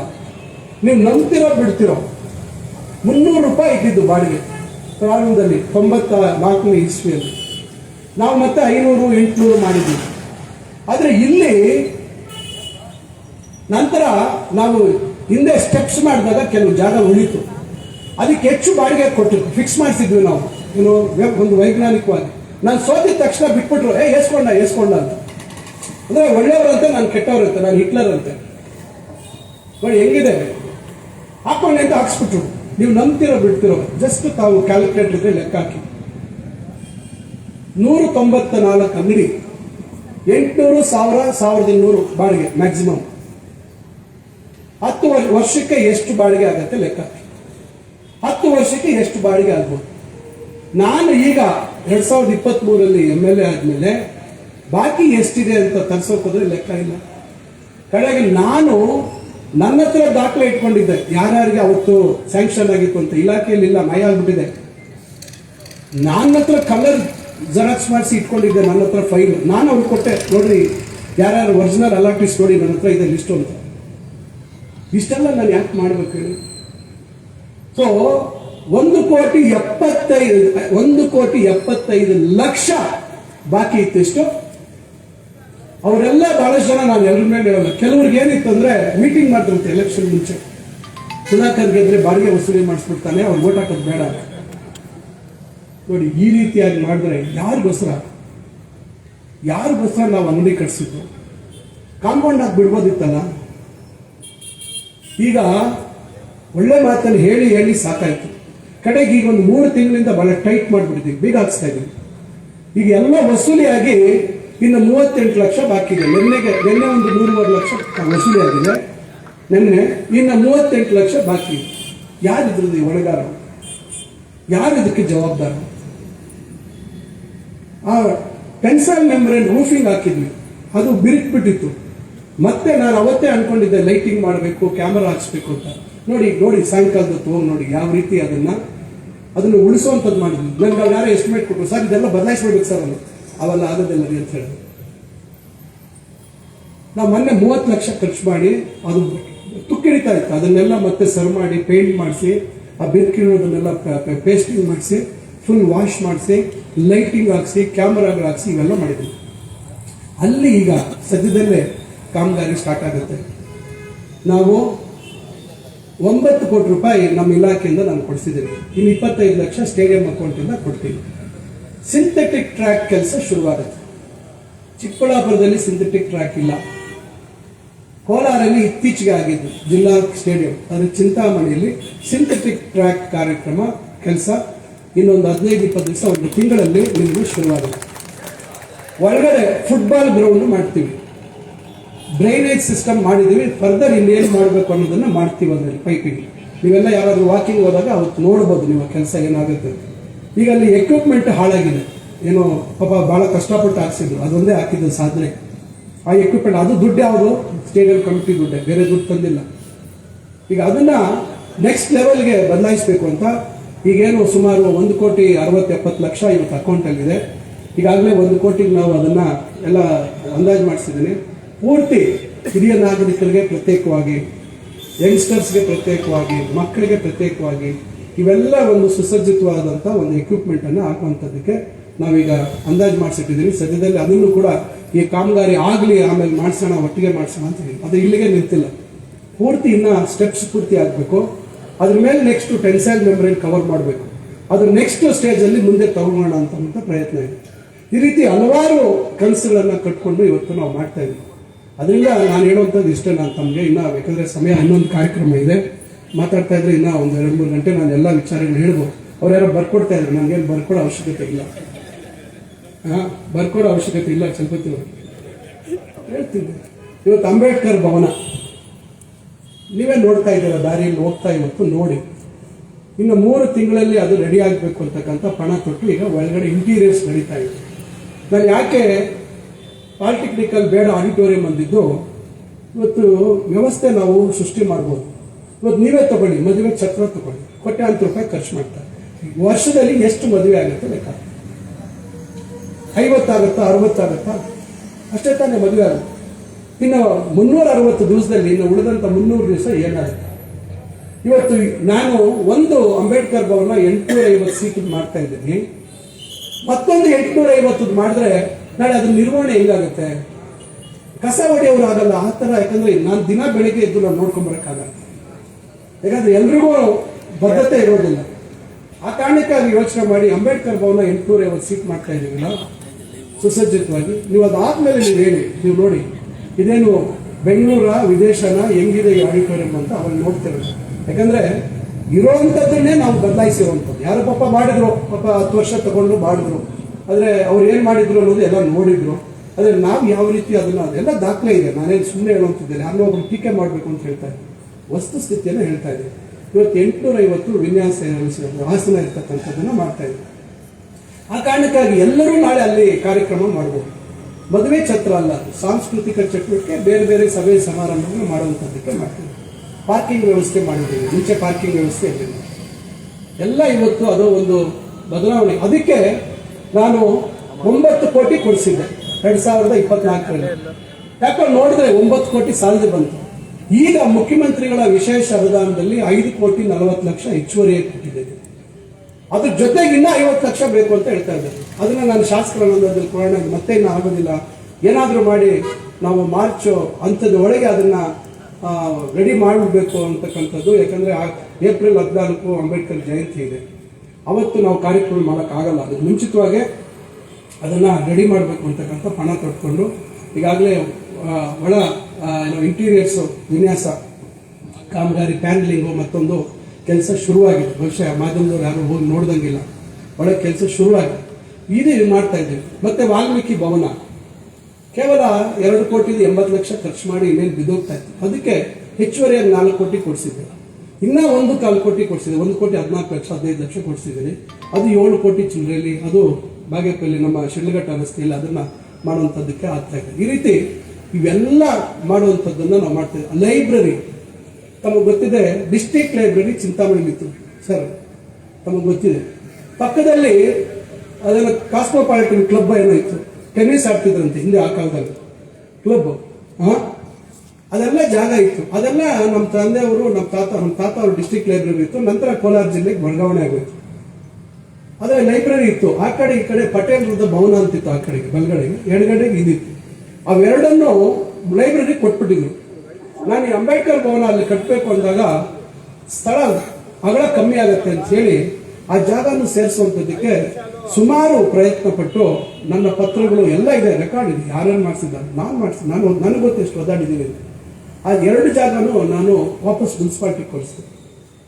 ಅಷ್ಟಾಗಿದ್ದಕ್ಕೆ ಇವತ್ತಲ್ಲ. ಆದರೆ ಅವತ್ತೇ ಹೇಳಿದ್ದೆ ನಾನು ಅವರಿಗೆ, ಲೈಬ್ರರಿ ಅವರಿಗೆ ಅವತ್ತು ಸುಮಾರು 13-14 ವರ್ಷದಿಂದ ನಾನು ಹೇಳಿದ್ದೆ ಡೈರೆಕ್ಟರ್ ಆಫ್ ಲೈಬ್ರರೀಸ್ಗೆ, ನಾನು ಲೈಬ್ರರಿಗೆ ನಾನು ಅಭಿವೃದ್ಧಿ ಮಾಡ್ತೀನಿ ಅಂತ ಮಾತು ಹೇಳಿದ್ದೇನೆ. ಈಗ ಲೈಬ್ರರಿಗೆ 5 ಕೋಟಿ ಬೇಕು ಅಂತ ಕೇಳಿದೆ. ಈಗ 3 ಕೋಟಿದು ಟೆಂಡರ್ ಆಗಿದೆ. ಸದ್ಯದಲ್ಲೇ ಫಸ್ಟ್ ಸೆಕೆಂಡ್ ಫ್ಲೋರು ಕಟ್ತೀವಿ. ಇನ್ನ 3 ಕೋಟಿಯಲ್ಲಿ ಪೂರ್ತಿ ಡಿಜಿಟಲ್ ಲೈಬ್ರರಿಯಾಗಿ ಇವತ್ತು ಮಾಡುವನ್ನಾಗಿ ಏನ್ ಬೇಕೋ ಅದನ್ನ ಇನ್ನ 3 ಕೋಟಿ ಬೇಕು ಅಂತ ಕೇಳ್ತಾ ಇದ್ದೀನಿ. ಪೂರ್ತಿಯಾಗಿ ಅದು it will be one of the best libraries ತರ ಮಾಡೋದಕ್ಕೆ, ಇವತ್ತು ಪಬ್ಲಿಕ್ ಲೈಬ್ರರಿ ಮಾಡೋದಕ್ಕೆ ಮಾಡ್ತಾ ಇದ್ದೀವಿ. ಈ ತರ ಪ್ರತಿಯೊಂದನ್ನು ಗಮನದಲ್ಲಿ ಇಟ್ಕೊಂಡು ಇವತ್ತು ಚಿಂತಾಮಣಿ ಇವತ್ತು ಬದಲಾಗಬೇಕು. ಇವತ್ತು ನಿಮಗೆ ಗೊತ್ತಿದೆ ಕೈಗಾರಿಕೆಗಳ ವಿಚಾರ. ಈಗಾಗಲೇ ನಾವಿಲ್ಲಿ ಕನ್ಸೆಟ್ಟಲ್ಲಿ ನಮ್ಮ ಕಾಗತಿ ನಿಗೂರ್ ಹತ್ರ ಸುಮಾರು ಈಗ 2,000 ಎಕರೆ ಗುರುತಿಸಿದೀವಿ. ಈಗ 1,000 ಎಕರೆದು ಈಗಾಗಲೇ ಹಣ ಕೊಡ್ತಾ ಇದೀವಿ, ಪರಿಹಾರ ಕೊಡ್ತಾ ಇದೀವಿ. 30 ಕೋಟಿ ಕೊಟ್ಟಿದ್ದೀವಿ. ಈಗ ಸದ್ಯದಲ್ಲಿ ಇನ್ನೊಂದು 100 ಕೋಟಿ ಬಿಡುಗಡೆ ಮಾಡಿಸ್ತಾ ಇದ್ದೀವಿ. ಬಹುಶಃ ಇನ್ನೊಂದು ವಾರದಲ್ಲಿ 100 ಕೋಟಿ ಪರಿಹಾರ ರೈತರಿಗೆ ಕೊಡುವಂಥದ್ದಕ್ಕೆ ಮಾಡಿಸ್ತಾ ಇದ್ದೀವಿ. ಅದು ಬಿಟ್ಟು ಇನ್ನು 1,100 ಚಿಲ್ಲರೆ ಎಕರೆ ನಮ್ಮ ಮದನಪಲ್ಲಿ ರೋಡಿಂದ ನೇರವಾಗಿ ಸಂಪರ್ಕ ಆಗುತ್ತೆ. ಆ ಭಾಗ ಪೂರ್ತಿ ಅಭಿವೃದ್ಧಿ ಆಗುತ್ತೆ. ಇಲ್ಲಿ ಮಸ್ತೇನಹಳ್ಳಿ ಹತ್ರ ಏನು ಗೊಂದಲ ಇತ್ತು, ಗಿಡ ಮಾಲಕಿಗಳು ದುಡ್ಡು ಕೊಟ್ಟಿಲ್ಲ, ಆ 20 ಕೋಟಿ ಬಿಡುಗಡೆ ಮಾಡಿಸ್ತಾ ಇದ್ದೇವೆ. ಮತ್ತೆ ಹೆಚ್ಚುವರಿಯಾಗಿ 630 ಎಕರೆ ಗುರುತಿಸಿದ್ದೀವಿ. ಮುಂದೆ 3ನೇ ಹಂತಕ್ಕೆ ಅದಕ್ಕೂ ಈಗಾಗಲೇ ರೈತರ ಸಂಪರ್ಕ ಸಭೆ ಆಯಿತು. ಅದಕ್ಕೆ ಈಗ ಫೈನಲ್ ನೋಟಿಫಿಕೇಶನ್ ಬಹುಶಃ ಜನವರಿ 15ನೇ ತಾರೀಕು ಒಳಗೆ ಆಗುತ್ತೆ. ಅದಾದ್ಮೇಲೆ ಅವ್ರಿಗೂ ಪರಿಹಾರ ಕೊಡ್ತೀವಿ. ಈ ರೀತಿ ಇವತ್ತು ಇಷ್ಟೆಲ್ಲ ಪ್ರಯತ್ನ ಮಾಡ್ತಾ ಇದ್ದೀವಿ. ಮೊನ್ನೆ ಒಂದು 10 ಎಕರೆ ನಾನು ಅವೆಲ್ಲ ನೋಡ್ತಾ ಇದ್ದೀರಾ, ಡ್ರೋನ್ ಇವತ್ತು ಮದುವೆಗಳೆಲ್ಲ ಡ್ರೋನ್ಗಳು ಓಡಾಡ್ತಾ ಇರ್ತವೆ. ಇವತ್ತು drone flying centre, drone fly ಮಾಡೋದಕ್ಕೆ ಟೆಸ್ಟಿಂಗ್ ಏರಿಯಾಗೆ ಹಿರೇಕಟ್ಗೆನಲ್ಲಿ ನಮ್ಮ ಅದು ಜೀಡ್ರಳ್ಳಿ ಹತ್ರ 10 ಎಕರೆ ಜಾಗ ಕೊಡಿಸಿದೀವಿ. ಇನ್ನು 10 ಎಕರೆ ಕೊಡಿಸ್ತಾ ಇದ್ದೀವಿ. ಇದು ಒಂದು ಮಾಡ್ತಾ ಇದ್ದೀನಿ. ಇನ್ನೊಂದು electric vehicle track, electric vehicle EV vehicle testing track ಮತ್ತು ಎಲೆಕ್ಟ್ರಿಕಲ್ ವೆಹಿಕಲ್ ಸಂಬಂಧಪಟ್ಟಂತೆ ಒಂದು ಇಂಡಸ್ಟ್ರಿಯಲ್ ಹಬ್ ಕ್ರಿಯೇಟ್ ಮಾಡಬೇಕು ಅಂತ ಹೇಳಿ ಅದಕ್ಕೂ ಒಂದು 150 ಎಕರೆ 200 ಎಕರೆ ಬೇಕು ಅಂತ ಹೇಳಿದರೆ 250 ಎಕರೆ ಗುರುತಿಸಿಟ್ಟಿದ್ದೀವಿ. ಇಲ್ಲಿ ನಮ್ಮ ಸಿದ್ದಪಲ್ಲಿ ಕ್ರಾಸ್ ಹತ್ರ ಸ್ವಲ್ಪ ಆ ಕಡೆ ಅದನ್ನು ಈಗ ನಾವು ಸರ್ಕಾರಕ್ಕೆ ಮಂಜೂರಾತಿ ಕಳಿಸ್ತೀವಿ. ಈ ರೀತಿ ನಿರಂತರವಾಗಿ ಏನಾದರೂ ಒಂದು ಇಲ್ಲಿ ಆಗಬೇಕು, ನಮ್ಮ ಊರಿನಲ್ಲಿ ನಮ್ಮ ಜನಕ್ಕೆ ಅನುಕೂಲ ಆಗಬೇಕು ಅಂತಕ್ಕಂಥ ಪ್ರಯತ್ನ ಮಾಡ್ತಾ ಇದ್ದೀವಿ. ಇವತ್ತು GTTC ಮಾಡಬೇಕು ಅಂತಿದ್ದೀವಿ, government tools and training centre ಅಂತ.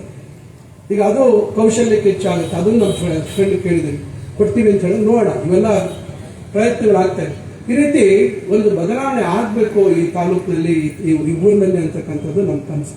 ಅದರಿಂದ ಇಷ್ಟು ನಿರಂತರವಾಗಿ ಇವೆಲ್ಲ ಮಾಡ್ತಾ ಇದ್ದೀನಿ. ನಾನು ತಮ್ಮಲ್ಲಿ ಕೇಳ್ಕೊಳ್ಳೋದಿಷ್ಟೇ, ದಯವಿಟ್ಟು ನಾನು ಬರೀ ಹೇಳಿಕೆ ಕೊಟ್ಟು ಹೋಗ್ತಾ ಇರೋದಲ್ಲ, ಕಣ್ಣು ಮುಂದೆ ನಿಮಗೆ ಕಾಣಿಸುವಂಥದ್ದು ಇವತ್ತು ಕಾರ್ಯಗಳು ಕೆಲಸಗಳಾಗ್ತವೆ. ದಯವಿಟ್ಟು ಅದನ್ನು ತಾವು ಗಮನಿಸಿ. ಬೇರೆ ಯಾವ್ಯಾವ ಸಂದರ್ಭದಲ್ಲಿ ಏನೇನು ಹೇಳ್ತಾರೆ, ಅಂತಕ್ಕಂಥದ್ದು ದಯವಿಟ್ಟು ನಾವು ಯಾವ ಜಾತಿ ಪರ ಯಾವ ಜಾತಿ ವಿರುದ್ಧ ಅಂತಕ್ಕಂಥದ್ದಲ್ಲ. ಇವತ್ತು ನಮ್ಮ ತಾಲೂಕಿನ ಸಮಸ್ತ ಜನರ ಏಳಿಗೆ ಇವತ್ತು ನನಗೆ ಬಹಳ ಮುಖ್ಯ ಇರ್ತಕ್ಕಂಥದ್ದು. ಯಾರಿಗೂ ಪ್ರತ್ಯೇಕವಾಗಿ ವಿಶೇಷವಾಗಿ ಇದು ಮಾಡುವಂಥದ್ದಲ್ಲ. ಇವತ್ತು ಎಲ್ಲದಕ್ಕೂ ನಾವು ಇದು ಮಾಡಿ ಸುಮಾರು 3,65,00,000 ಮುಖ್ಯಮಂತ್ರಿಗಳ ವಿಶೇಷ ಅನುದಾನದಲ್ಲಿ ತಾಲೂಕಿನ ಹಲವಾರು ದೇವಸ್ಥಾನಗಳಿಗೆ 5ರಿಂದ 10 ಲಕ್ಷ, ಕೈವಾರ ಅಮರನಾರಾಯಣ ಸ್ವಾಮಿ ದೇವಸ್ಥಾನಕ್ಕೆ 20 ಲಕ್ಷ, ನಮ್ಮ ಯಗಕೋಟೆ ವೀರನಾರಾಯಣ ಸ್ವಾಮಿ ದೇವಸ್ಥಾನಕ್ಕೆ 20 ಲಕ್ಷ, ಈ ರೀತಿ ಇಷ್ಟೆಲ್ಲ ದುಡ್ಡು ಕೊಡಿಸೋದು ಮಾಡ್ತಾ ಇದ್ದೀವಿ. ಸಿಂಗರೇಪಲ್ಲಿ ದೇವಸ್ಥಾನದಲ್ಲಿ ಅಲ್ಲೇ ಸಮಿತಿಯಲ್ಲಿ ದುಡ್ಡಿದೆ, ಅಲ್ಲಿಗ ದೇವಸ್ಥಾನ ಪುನರ್ ನಿರ್ಮಾಣ ಮಾಡಬೇಕು ಅಂತ ವಿನ್ಯಾಸ ಮಾಡಿಸಿದೀವಿ. ಹೆಚ್ಚುವರಿ ದುಡ್ಡು ಬೇಕಾದ್ರೆ ನಾನು ಕೊಡ್ತೀವಿ ಅಂತ ಹೇಳಿದ್ದೀನಿ. ಕೋನ್ಕುಂಟು ನಮ್ಮ ದೇವಸ್ಥಾನದಲ್ಲಿ ಅಲ್ಲಿ ಗೋಪುರ ಕಟ್ಟಬೇಕು ಅಂತೇಳಿ ಅದನ್ನು ವಿನ್ಯಾಸ ಮಾಡಿಸಿದೀವಿ. ಅದಕ್ಕೂ ಅಷ್ಟೇ ಪ್ರಾರಂಭ ಮಾಡೋಣ. ಇವತ್ತೇನಿದೆ ದೇವಸ್ಥಾನದಲ್ಲಿ ಏನು ಹಣ ಇರ್ತದೆ ಆ ಹಣ ಅಲ್ಲಿ ಅದೇ ದೇವಸ್ಥಾನಕ್ಕೆ ಬಳಕೆ ಮಾಡ್ಕೋಬೇಕು. ಏನು B grade C grade, A grade ಇರುವಂಥ ದೇವಸ್ಥಾನಕ್ಕಾದ್ರೆ ಬೇರೆ ಪಕ್ಕದ ದೇವಸ್ಥಾನಗಳಿಗೆ ಬಳಸ್ಕೊಳ್ಳುವಂಥದ್ದಕ್ಕೆ ಸರ್ಕಾರ ಅವಕಾಶ ಮಾಡಿಕೊಟ್ಟಿದೆ. ಅದರಿಂದ ಇವೆಲ್ಲ ರೀತಿಯಲ್ಲಿ ಪ್ರಯತ್ನ ಮಾಡ್ತಾ ಇದ್ದೀವಿ. ಮುರುಗಮಲ ದರ್ಗಾ ಇವತ್ತು ಇಲ್ಲಿ ಎಷ್ಟು ಜನ ಹೋಗ್ತಾರಲ್ಲ ಗೊತ್ತಿಲ್ಲ. ಬಹಳಷ್ಟು ಜನ ಬರೀ ಮುಸಲ್ಮಾನರಿಗೆ ಸೀಮಿತ ಅಲ್ಲ, ಮುಸಲ್ಮಾನರು ಹೆಚ್ಚು ಹೋಗ್ತಾರೆ. ಬೇರೆ ನಮ್ಮ ಹಿಂದೂಗಳು ಇವತ್ತು ದರ್ಗಾ ಮೇಲೆ ನಮಗೆ ಇವತ್ತು ನಿಮ್ಗೆ ಗೊತ್ತಿತ್ತು. ನಾನು ಸಣ್ಣ ಹುಡುಗ ಇದ್ದಾಗ ತಿಕ್ಷಂಕರಯ್ಯ ಅಂತಿದ್ವಿ, ತಿಕ್ಷಂಕರಪ್ಪ ಅದು ಏನು ಎಲ್ಲರೂ ಹೋಗುದು.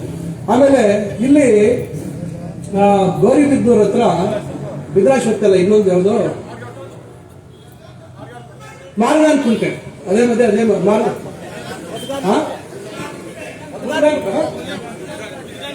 ನಾನು ಎಷ್ಟೋ ಸತಿ ನಾನು ಸಣ್ಣ ಹುಡುಗ ಇದ್ದಾಗ ನನ್ನ ತಾಯಿ ಕರ್ಕೊಂಡೋರು ಶನಿವಾರನೋ ಭಾನುವಾರನೋ ಗೊತ್ತಿಲ್ಲ, ಸಿಕ್ಕಾಪಟ್ಟೆ ಜನ ಇರ್ತಾ ಇದ್ರು. ಈ ರೀತಿ ಯಾವ್ಯಾವ ಸಂದರ್ಭಕ್ಕೆ ಏನೇನು ನಮ್ಮ ಜನರ ಮೇಲೆ ಪ್ರಭಾವ ಬೀರುತ್ತೆ ನಮಗೆ ಗೊತ್ತಿಲ್ಲ. ಅದರಿಂದ ಇದು ಮುರುಗಮಲ್ಲ ಅಲ್ಲಿ ಇವತ್ತು ಅದನ್ನ ಒಂದು ಮಾದರಿಯಾಗಿ ಇವತ್ತು 32 ಕೋಟಿಯಲ್ಲಿ ಅಲ್ಲಿ ಅಭಿವೃದ್ಧಿ ಮಾಡ್ತಾ ಇದ್ದಾರೆ. 69 ಕೋಟಿ ಪ್ಲಾನ್ ಮಾಡಿಸಿದ್ವಿ, 32 ಕೋಟಿ ಮಂಜೂರು ಮಾಡಿಸಿದ್ವಿ. ಅದು ಮುಖ್ಯಮಂತ್ರಿಗಳು ಶಿಲಾನ್ಯಾಸ ಮಾಡಿದ್ದಾರೆ, ಅಲ್ಲೂ ಮಾಡ್ತಾ ಇದ್ದೀವಿ. ಭಕ್ತರಳ್ಳಿ ಅರಸಿನಕೆರೆ ಚಿಂತಾಮಣಿಗೆ ಏನು ನೀರು ಕೊಡುವಂಥದ್ದಾಗಿತ್ತು, ನಗರೋತ್ಥಾನ ಯೋಜನೆಯಿಂದ ದುಡ್ಡು ಕೊಟ್ಟರು. ಸರ್ಕಾರದಿಂದ ಬೇರೆ ಅನುದಾನ ತರಲಿಲ್ಲ. ಚಿಂತಾಮಣಿ ನಗರದ ಮೂಲಭೂತ ಸೌಲಭ್ಯ ಅಭಿವೃದ್ಧಿಗೆ ಬಂದಂತ ದುಡ್ಡಲ್ಲಿ ಕೆರೆ ನೀರನ್ನ ತರುವಂತ ಪ್ರಯತ್ನ ಆಗಿತ್ತು. 11 ಕೋಟಿ ಖರ್ಚು ಮಾಡಿ ಇವತ್ತು ನಾನು 35 ಕೋಟಿ ಮಂಜೂರು ಮಾಡಿಸಿದ್ದೀನಿ. 36 ಕೋಟಿ, 14 ಕೋಟಿ ಬರೀ ಭೂ ಸ್ವಾಧೀನಕ್ಕೆ ನಿಗದಿಯಾಗಿದೆ. 20 ಕೋಟಿಯಲ್ಲಿ ಹೊಸ ಕೆರೆ ಇನ್ನೊಂದು, ಅದರ ಸಾಮರ್ಥ್ಯ 27 MCF. ನಾವೀಗ ಅದನ್ನ 100 MCFಗೆ ಹೆಚ್ಚು ಮಾಡುವಂತದಕ್ಕೆ ಅಲ್ಲಿ ಹೊಸ ಕೆರೆಯನ್ನು ನಾವು ಮಾಡ್ತಾ ಇದ್ದೀವಿ. ಈ ರೀತಿ ಹೇಳ್ಕೊಂಡು ಹೋದ್ರೆ ಬಹಳಷ್ಟು ಇದಾವೆ. ಗ್ರಾಮೀಣ ರಸ್ತೆಗಳು ಮಾಡ್ತಾ ಇದ್ದೀವಿ. ಫಿಲ್ಟರ್ಸ್ ಸುಮಾರು ಈಗ 2.5 ವರ್ಷದಲ್ಲಿ 100ಕ್ಕಿಂತ ಹೆಚ್ಚು ಫಿಲ್ಟರ್ಗಳನ್ನು ನಾವು ಕೊಟ್ಟಿದ್ದೀವಿ. ನಮ್ಮ ಊರಿನವರೇ, ನಿಮ್ಮ ಸಮುದಾಯದವರೇ, ಆರ್ಯ ವೈಶ್ಯ ಸಮುದಾಯದವರೇ MV ಸೋಲಾರ್ ಮಂಜುನಾಥ್ ಕೇಳಿದ್ದೀರಾ? ಮಂಜುನಾಥ್ ಅವರು ಈಗ ಸುಮಾರು ಈಗಾಗಲೇ 10 ಫಿಲ್ಟರ್ ಕೊಟ್ಟಿದ್ದಾರೆ, ಇನ್ನ 10 ಕೊಡ್ತೀವಿ ಅಂತ ಹೇಳಿದ್ದಾರೆ. ಅವರ ಮುಖಾಂತರ ಮಾಡಿದ್ದೀವಿ. ಮತ್ತು ಆಸ್ಪತ್ರೆಗೆ ಮಂಜುನಾಥ್ ಅವರು ಸುಮಾರು 12 ಲಕ್ಷ ಬೆಲೆ ಬಾಳ್ತಕ್ಕಂಥ ಅನಸ್ಥೀಸಿಯಾ ವರ್ಕ್ ಸ್ಟೇಷನ್ ಕೊಟ್ಟಿದ್ದಾರೆ. ಮತ್ತು ಅವರ ಕುಟುಂಬದ ಹೆಸರಿಂದ ಏನು ಕಿಟ್ಟು ಮಡ್ಲಿ ಕಿಟ್ಟು ಏನೋ ಬಾಣಂತಿಯರಿಗೆ ಕೊಡುವಂಥದ್ದು, ಅದು ಸುಮಾರು 250-300 ಜನಕ್ಕೆ ಅವರು ಕೊಟ್ಟಿದ್ದಾರೆ. ಅವ್ರು ಇನ್ನ ನಾನು ಊರಿಗೆ ಏನ್ ಮಾಡ್ಬೇಕು ಹೇಳಿ ಸುಧಾಕರ್, ಮಾಡೋಣ ನಾವು ಊರಿಗೆ ಅಂತ ಹೇಳಿ ನನ್ನ ಜೊತೆ ಇದ್ದಾರೆ. ಇವತ್ತು ಯಾರ್ಯಾರನ್ನ ನಾವು ಮಾತಾಡಿ ಯಾರ್ಯಾರ ಕೇಳಿ ಅಳಿಲು ಸೇವೆ ಎಷ್ಟಾದ್ರೂ ಆಗಲಿ ಪ್ರೀತಿಯಿಂದ ಅವ್ರು ಏನಾದ್ರೂ ಒಳ್ಳೇದು ಮಾಡೋದ್ರಿಂದ ನಾವು ಅದನ್ನು ಬಳಸ್ಕೋಬೇಕಾಗುತ್ತೆ. ನನ್ನ ಪ್ರಯತ್ನ ನಿಂತಿಲ್ಲ. ನಾವು ಸರ್ಕಾರದಿಂದ ತರೋದೊಂದು ಕಡೆ ಆದ್ರೂ ಕೂಡ ನಮ್ಮೂರಿನವ್ರು ಯಾರು ಯಶಸ್ಸಾಗಿದ್ದಾರೆ, ಯಾರು ಆರ್ಥಿಕವಾಗಿ ಚೆನ್ನಾಗಿದ್ದಾರೆ, ಅವರೆಲ್ಲರನ್ನೂ ಬಳಸ್ಕೊಂಡು ಮಾಡುವಂಥದ್ದು. ಅದರಿಂದ ಇವತ್ತು ಮಾತಾಡ್ತಾ ಹೋದ್ರೆ ಇನ್ನೂ ಬಹಳಷ್ಟು ಇದಾವೆ ಹೇಳುವಂಥದ್ದು. ನಾನೆಲ್ಲ ಹೇಳಕ್ ಹೋಗೋದಿಲ್ಲ. ಅದರಿಂದ ನಾನು ತಮ್ಮೆಲ್ಲರಿಗೂ ಮತ್ತೊಮ್ಮೆ ಇನ್ನೊಂದು ಆಯ್ತು ಮರ್ತೋಗಿದ್ದೆ ಹೇಳ್ತೀನಿ, ಅದಾಗಲೇ ಮಾತಾಡೋಣ ಅನ್ಕೊಂಡೆ. ಈಗ ನಾನು ಇಲ್ಲಿರುವಂಥವ್ರೆಲ್ಲರಲ್ಲೂ ವಿನಂತಿ ಮಾಡ್ಕೊಳ್ಳೋದು. ಫಸ್ಟ್ ಎಲ್ಲ ಹೇಳೋಣ ಅನ್ಕೊಂಡು ಅದು ಸ್ವಲ್ಪ ಡಿವೇಟ್ ಆಯ್ತು. ಈಗ ತಮಗೆ ಗೊತ್ತಿದೆ ರೈಲ್ವೆ ಸ್ಟೇಷನ್ ಆಗಿದೆ. ರೈಲ್ವೆ ಸ್ಟೇಷನ್ ಇವತ್ತು ಪ್ರಯಾಣ ಮಾಡುವಂತ ಸಂಖ್ಯೆ ಜಾಸ್ತಿ ಆಗಿದೆ. ಬೇರೆ ಯಾವುದು ರಸ್ತೆ ಇಲ್ಲ. ನಾನು ನಮ್ಮ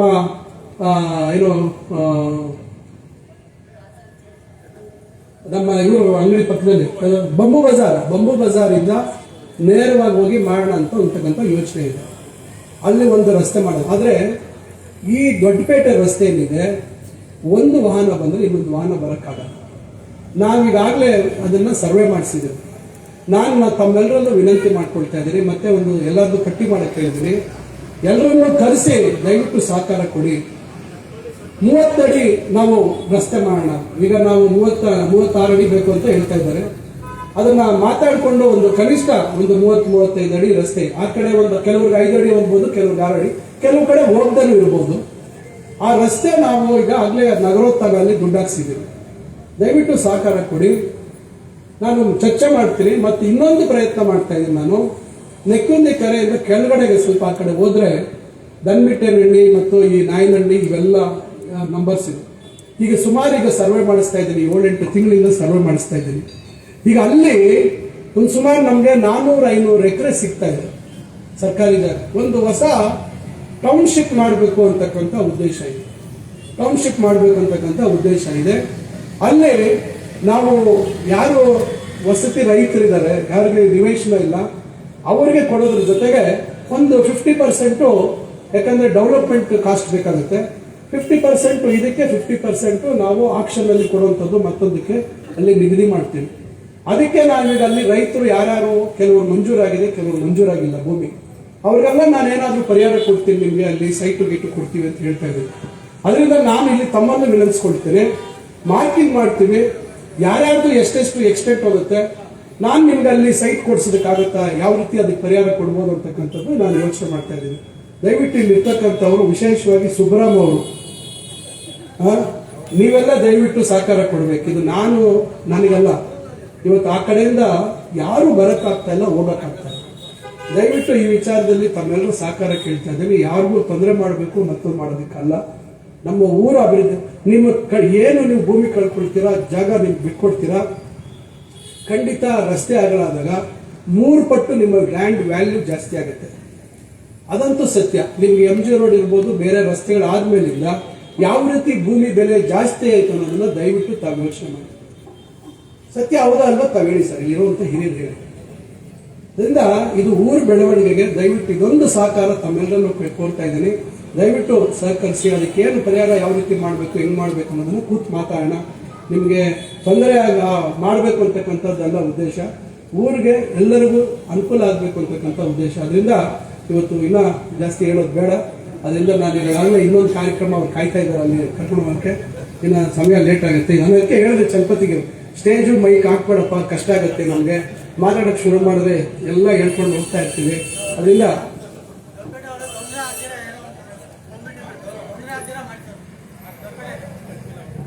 ಈಗ ನಾನು ಹೇಳೋದಲ್ಲ, ಮೆಜರ್ಮೆಂಟ್ ಮಾಡ್ತೀವಿ, ಮೆಜರ್ಮೆಂಟ್ ಮಾಡಿಬಿಟ್ಟು ಮಾರ್ಕಿಂಗ್ ಮಾಡಿಬಿಟ್ಟು ಎಲ್ಲರನ್ನೂ ಕರೆಸ್ತೀವಿ, ಯಾರ್ಯಾರು ಅಂತ ಗುರುತಿಸಿ ಚರ್ಚೆ ಮಾಡಿಕೊಂಡು ಅಮಿಕಬಲ್ ಆಗಿ ಒಂದು, ಯಾಕಂದ್ರೆ ನಿಮಗೂ ಜಾಸ್ತಿ ತೊಂದರೆ ಆಗೋದು ಬೇಡ, ಜನಕ್ಕೂ ಉಪಯೋಗ ಆಗೋ ರೀತಿಯಲ್ಲಿ ಒಂದು ಮಾಡಿಕೊಂಡು ಸಹಕಾರ ಕೊಡಿ ಅಂತ ಕೇಳ್ತಾ ಇದ್ದೀವಿ.